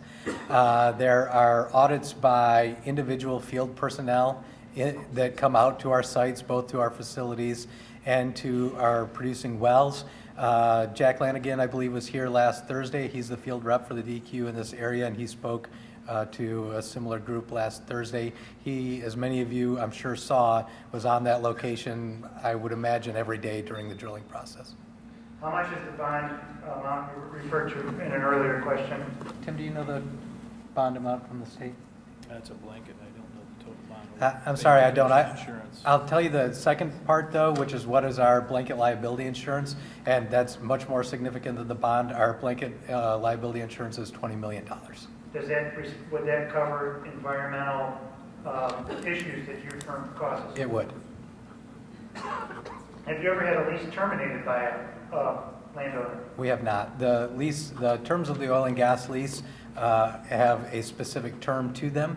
That could be, I would say, generally as a 5-year primary term. However, that lease continues as long as we have production and keep the production going. So we've not had a lease terminated early. Does that lease provide you the right to assign your ability to go to someone's land to a different drilling company or someone else? Generally, it does. I mean, that's something that can be negotiated in the lease, but there is assignment language in the lease. How about vice versa? Does the homeowner have the right to assign, I should say landowner, better. Does the landowner have the rights to ability to assign its rights to the lease to somebody else, third party? The mineral owner does have the right to assign. I wouldn't use the word assign necessarily. I mean, there are some mineral deeds and things like that would be needed to move that interest to the same as a piece of surface real estate. It would be similar for a mineral deed. What assurances, can you sign something? Can you do something else besides just say it, that there won't be a processing facility at this location? I would be willing to look at language in that regard. That's a good idea, thank you. Do you plan on working with the homeowners in that neighborhood? I take it very personally and very honestly what we say on our website, that we're a good neighbor. The answer is yes. I've spoken with numerous associations in Rochester Hills in the last 2 years, as well as spent an immense amount of time in Brooklyn and Napoleon and Jackson County working with various land groups there. If there are people that are interested in having us speak with their group, I think that it should say volumes that the two decision makers of West Bay are here to answer your questions tonight, and we will make people available. Thank you. Thank you, Mr. Lucido. Thank you, Rob. Thank you. Well, the next, we have another person coming up while she is getting her question ready. I have one that was given to me. Do you work with a paid lobbyist in Lansing? Does West Bay? We do not. Thank you. Yes, ma'am. Heather Pickering, Ashbrook Drive West in Creekside Village. You mentioned that you have many conversations with people, Mr. Gibson, and there is one person in particular that you had a phone conversation with, and he was very nice and shared all of this on our social media site. And many of the things that you shared with us tonight rang true in his posts, such as the first rig going down, where you want to run this new pipeline in conjunction with the gas line. But you also mentioned that you were going to put a processing facility at 26 and Mount, that it is to be built. And tonight you have danced around it and danced around it and danced around it. So I would like to go along with what Mr. Lucido said. And I think you just need to sign off on it. It doesn't belong in this neighborhood, just like these oil rigs don't belong in this neighborhood. So I guess my question was already answered, because when Mr. Lucido said, would you entertain signing off on this, you didn't say, we never said that. So you did say it. So clearly, I don't have a question anymore. It was answered. Earlier you said, no, we don't know if we're going to put a processing facility at 26 and Mound. On our social media site, everything you said in your conversation with this individual was true. Ma'am, I'm just going to, just because we're short on time, I want to clarify this. The question was, would there be a processing site at 26 and Mound? No, that's not the question, ma'am. If you heard that, maybe I misspoke. It is at the well drilling site. Will there be a processing site at the well drilling site is the question I asked. No, I'm sorry. I'm referring to someone else that had a personal phone conversation with him about it being at 26 and Mound, and earlier tonight, oh, you were saying you said at the well site? Yes, exactly. Okay, I'm sorry. Is there going to be a processing facility at 26 and Mound? Is that your question? And if you're unsure, typically how far away from a well site is a processing facility? Okay, thank you. I want to make sure we get it worked in by 10:30. Two questions. Okay, if I had results of the well, I'd have a better answer for you. I don't want to dance around where the facility will be, but I do not know that. I have not approached any landowner to put a facility on their property, made no final determinations about that. Okay, thank you. Yes, ma'am. Yes. Hello, Hi, I'm Erin Howlett. I live in Rochester Hills. I just want to thank Shelby Township again, and Mr. Huth running another excellent meeting, and also Pat Gibson for coming tonight. It's never fun to sit in the hot seat. So appreciate you answering questions. And I just want to say to folks here, you know, I've had other conversations with Mr. Gibson, and every question I've asked have been asked and answered. A lot of them have been highly technical, but technically accurate, and so I have, so that you know, I've stuck up for you on that. And just to be clear in this whole arc, just to remind people that it's not his job or the industry's job really to self-regulate, that we need to keep focused on who does that for us, and that's our local state legislators.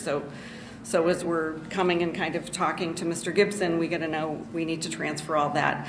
So in having my nice conversations with Mr. Gibson, I mean, I really didn't even start until I actually spent months in research and talking to the nice guys. You've done an awesome job at 2 meetings explaining your research, but I want to make sure it's fair to everyone. Okay, I'm gonna come back. Yep, that's right. So the couple of questions that I have for in trying to understand all this, and I've noticed that you might have been misquoted a couple times in the paper that that there's nothing new, and we've been drilling these types of wells for 25 or 30 years in Macomb. And it centers around, I believe, the definition of a conventional reservoir. Is that right? So when I'm finished, if you can explain to folks, and in people have done a lot of research, if you can explain in technical terms what that means. And then also a little bit, I don't know if you went through this, the enhanced oil recovery methods or primary, secondary, and tertiary, and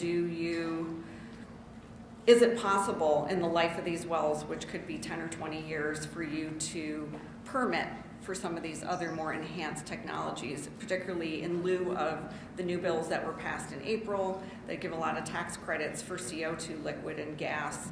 I'm going to assume that's going to start really picking up.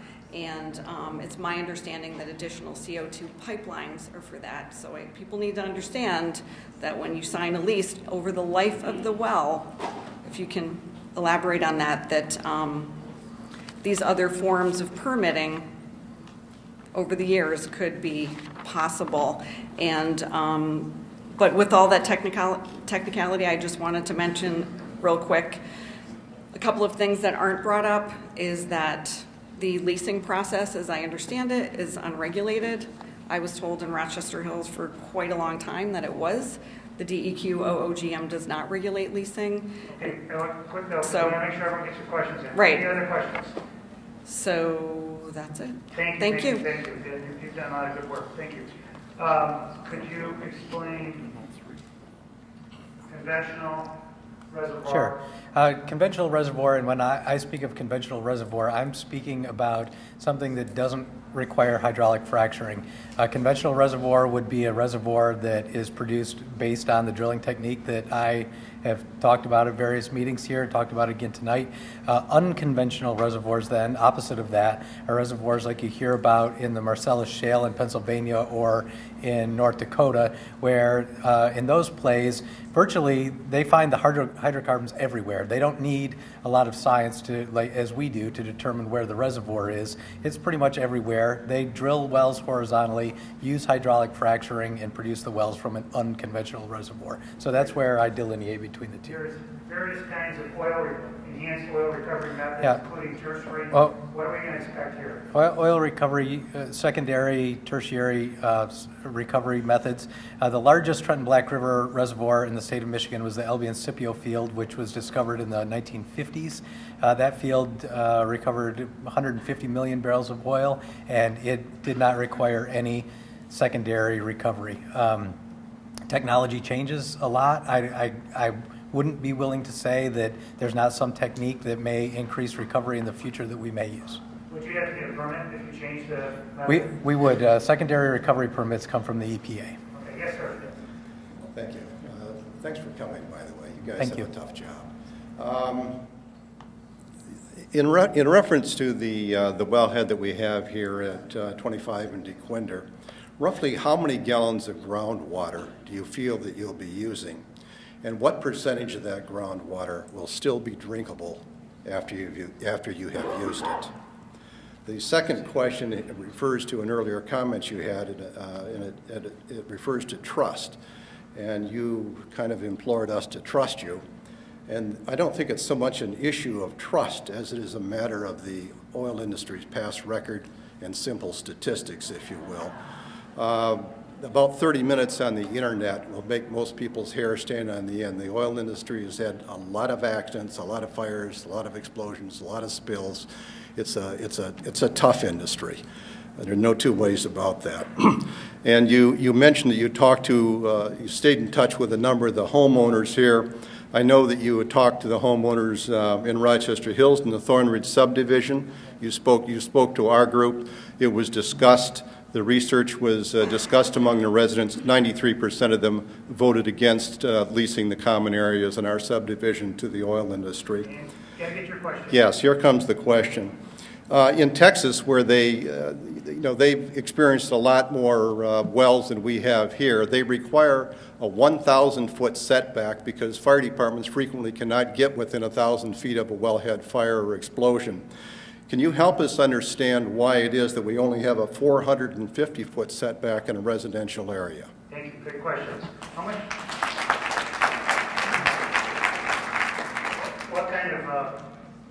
much groundwater, how much water is used during this process? So we did purchase water for the drilling of this well, and as I said at the beginning, I don't have an exact measurement for you, but less than 10,000 gallons of water. percentage of it, I think it's still usable afterwards?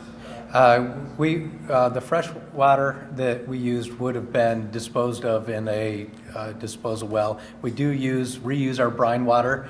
We're able to use that, and in some cases we can reuse fresh water. I'm not sure how much of that was reused on this site as a percentage. Texas doesn't allow this operation within 1,000 feet of homes to help its fire departments. Why does Michigan allow it within 450 feet? It's not quite accurate. There was some media attention lately to a town outside of Dallas, Texas that enacted a 1,000-foot setback, but throughout the state of Texas that is not the case. That setback distance was something that the state enacted long before I was involved in it, so I guess I can't give you details on why that number came up. You're up. Thank you. I'm sorry. One more thing, though. I will follow that up by also saying, I think I forgot to say, that the regulations in the state of Michigan are the most stringent regulations in the country, maybe second to California. And so that setback distance of 450 feet, or in smaller communities is 300 feet, that is actually probably a lot farther setback than what you'd find in other states. Thank you. Yes, ma'am. You're lucky. One quick question. All right. What I would like to know is what type of security is going to prevent the processing facility from sabotage, knowing this is an explosive risk? Thank you. Okay. Our facility, I'll use our Livonia facility as an example. That facility is locked and gated with chain link fence all the way around it. We do have video monitoring that's on that site, and I would hope to God that somebody's not going to, conduct terrorism on a well site based on our activity there. Thank you. I hope so too. Yes, next.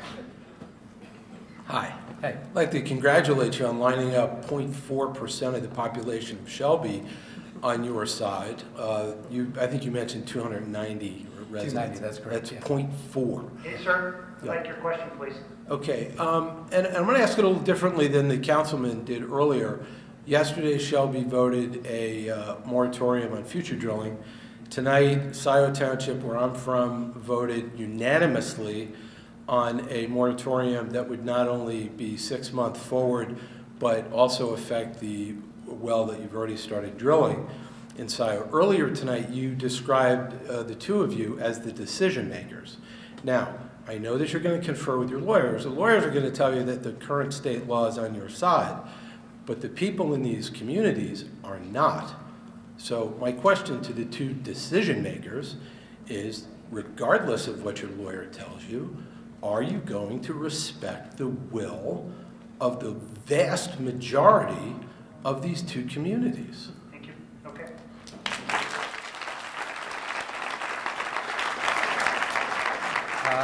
Well, I don't think that's exactly fair to 0.4%. Is that what you came up with of what we've leased? I'm not sure even how many people. 0.4%. Yeah, I just didn't remember your number. I wanted to know what your number was. So I don't know how many people we approached. We definitely didn't approach 74,000. And in the case of the moratoriums, I can see political pressure on both of those boards, reasons that they would enact a moratorium. In the case of your township, in Scioto Township, we have a significantly larger amount of acreage that we've leased. We're leasing on a farmer's field there of 200 acres, a farmer who's owned that farm since his family has been there since 1852. He's a fifth generation farmer. It's a much different situation as far as the urban density to what we're comparing here, and I'm sorry if that gets in the way of our discussion about this township. Okay, thank you. No, sir. Well, he answered it the way he wanted. Shelby residents finish up. We will continue drilling the well, and we will complete the well here. Continue. Yes, ma'am. Hi, my name is Kristen Quigley. I live on Dequinder Road in Rochester Hills, across the street from where your well is. I've heard you talk about wanting to be a good neighbor, about being a specialist in drilling in residential areas. I heard you and your colleague both mention that you were willing to do groundwater monitoring in excess of what's required by law. My question is, I am your neighbor within about half a mile of the well. Are you willing to do third-party groundwater monitoring of the groundwater in my drinking well for the life of your well? Thank you. Are you willing, agree with that? I don't find it necessary. We have groundwater monitoring wells around the outside of our well. It would be, I'm not a hydrologist, but I would believe it's impossible for any contaminant to get outside of our well half-mile away to you without us picking it up in our wells. So not realistic to test the well, all of the wells in the area, nor do I feel it necessary. Thank you. Yes, sir.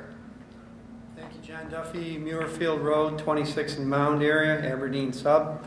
3 questions. First one, is it typical of the company to exploit a well that you found to be very valuable or putting on a lot of oil like you did in Irish Hills? You find a good well and then 52 follow, 52 out of 54. Is that over since the 1980s, is that common? We find a good well, we're going to exploit it, we're going to run with it. So that would be question 1. Question 2 would be, you talked at the beginning, sir, about a wildcatter came in, a risk taker, somebody who was ahead of his time, and somebody who just took advantage of everything he possibly could. And that's the history of the oil industry, and that's great. It's tough business. If you are a person who can exploit success, and as the young lady over there said earlier, this is the first well in the state of Michigan in a highly residential area.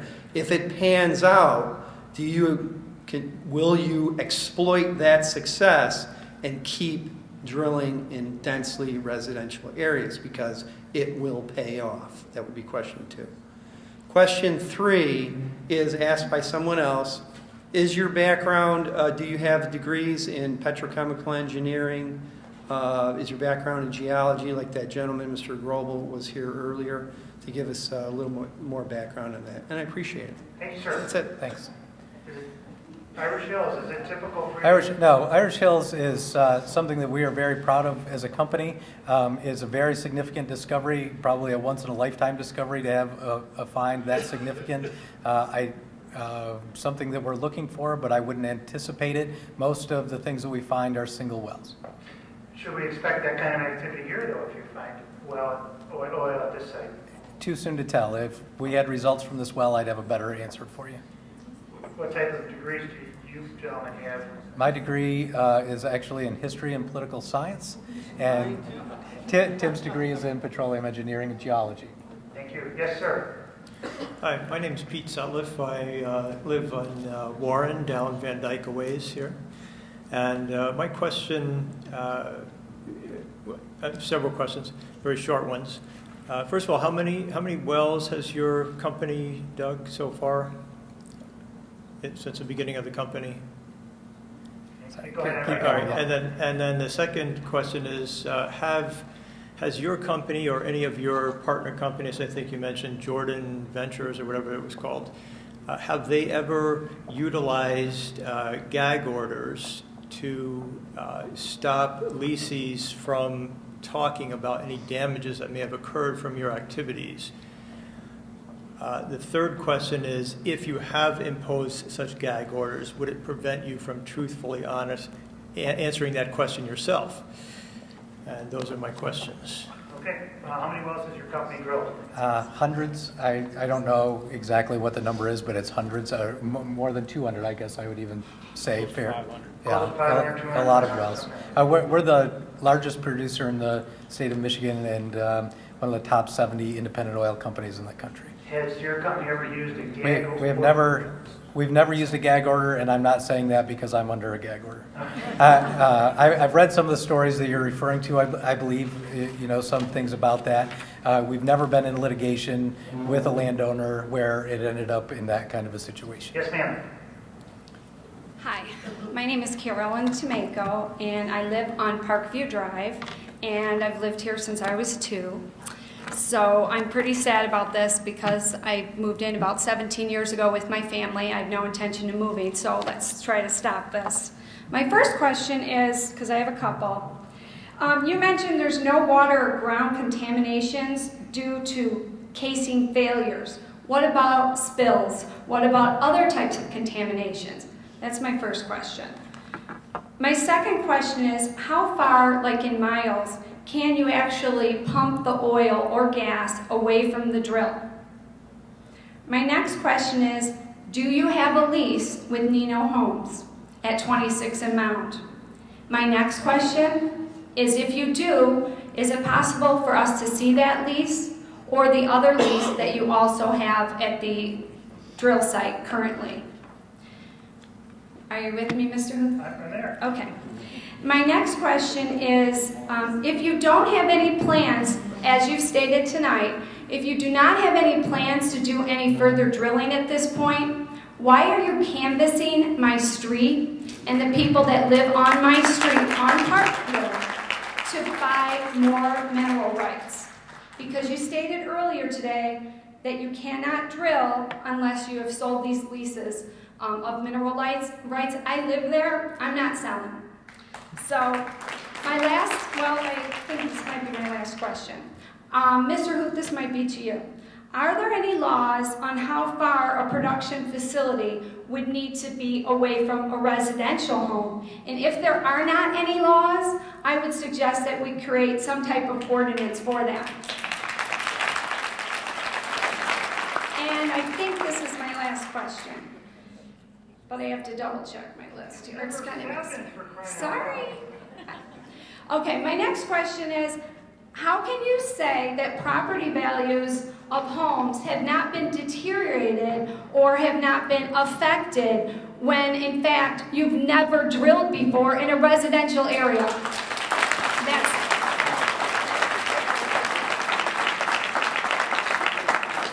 Question one, you've talked about how the containment in that part has not led to a leakage, but what about spills and other things that have occurred at your site? Has there been any?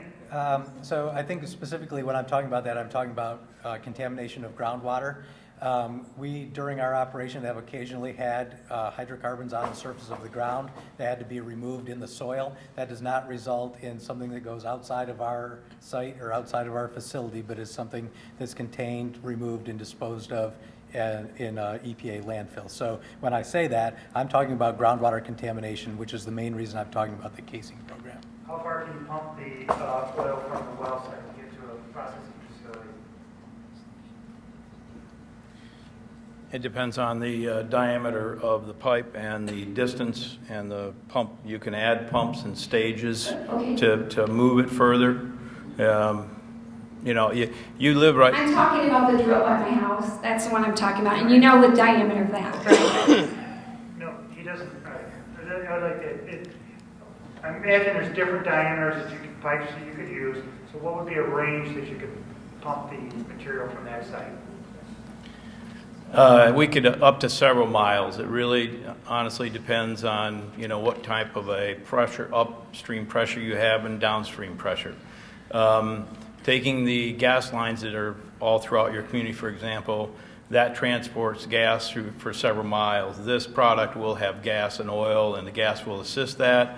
So with an upstream pressure of 50 pounds or 75 pounds, we could probably go 3 miles. Do you have a lease with Nino Homes? We do. At 26 I apologize, I didn't phrase it correctly. At the 26 and Mound location,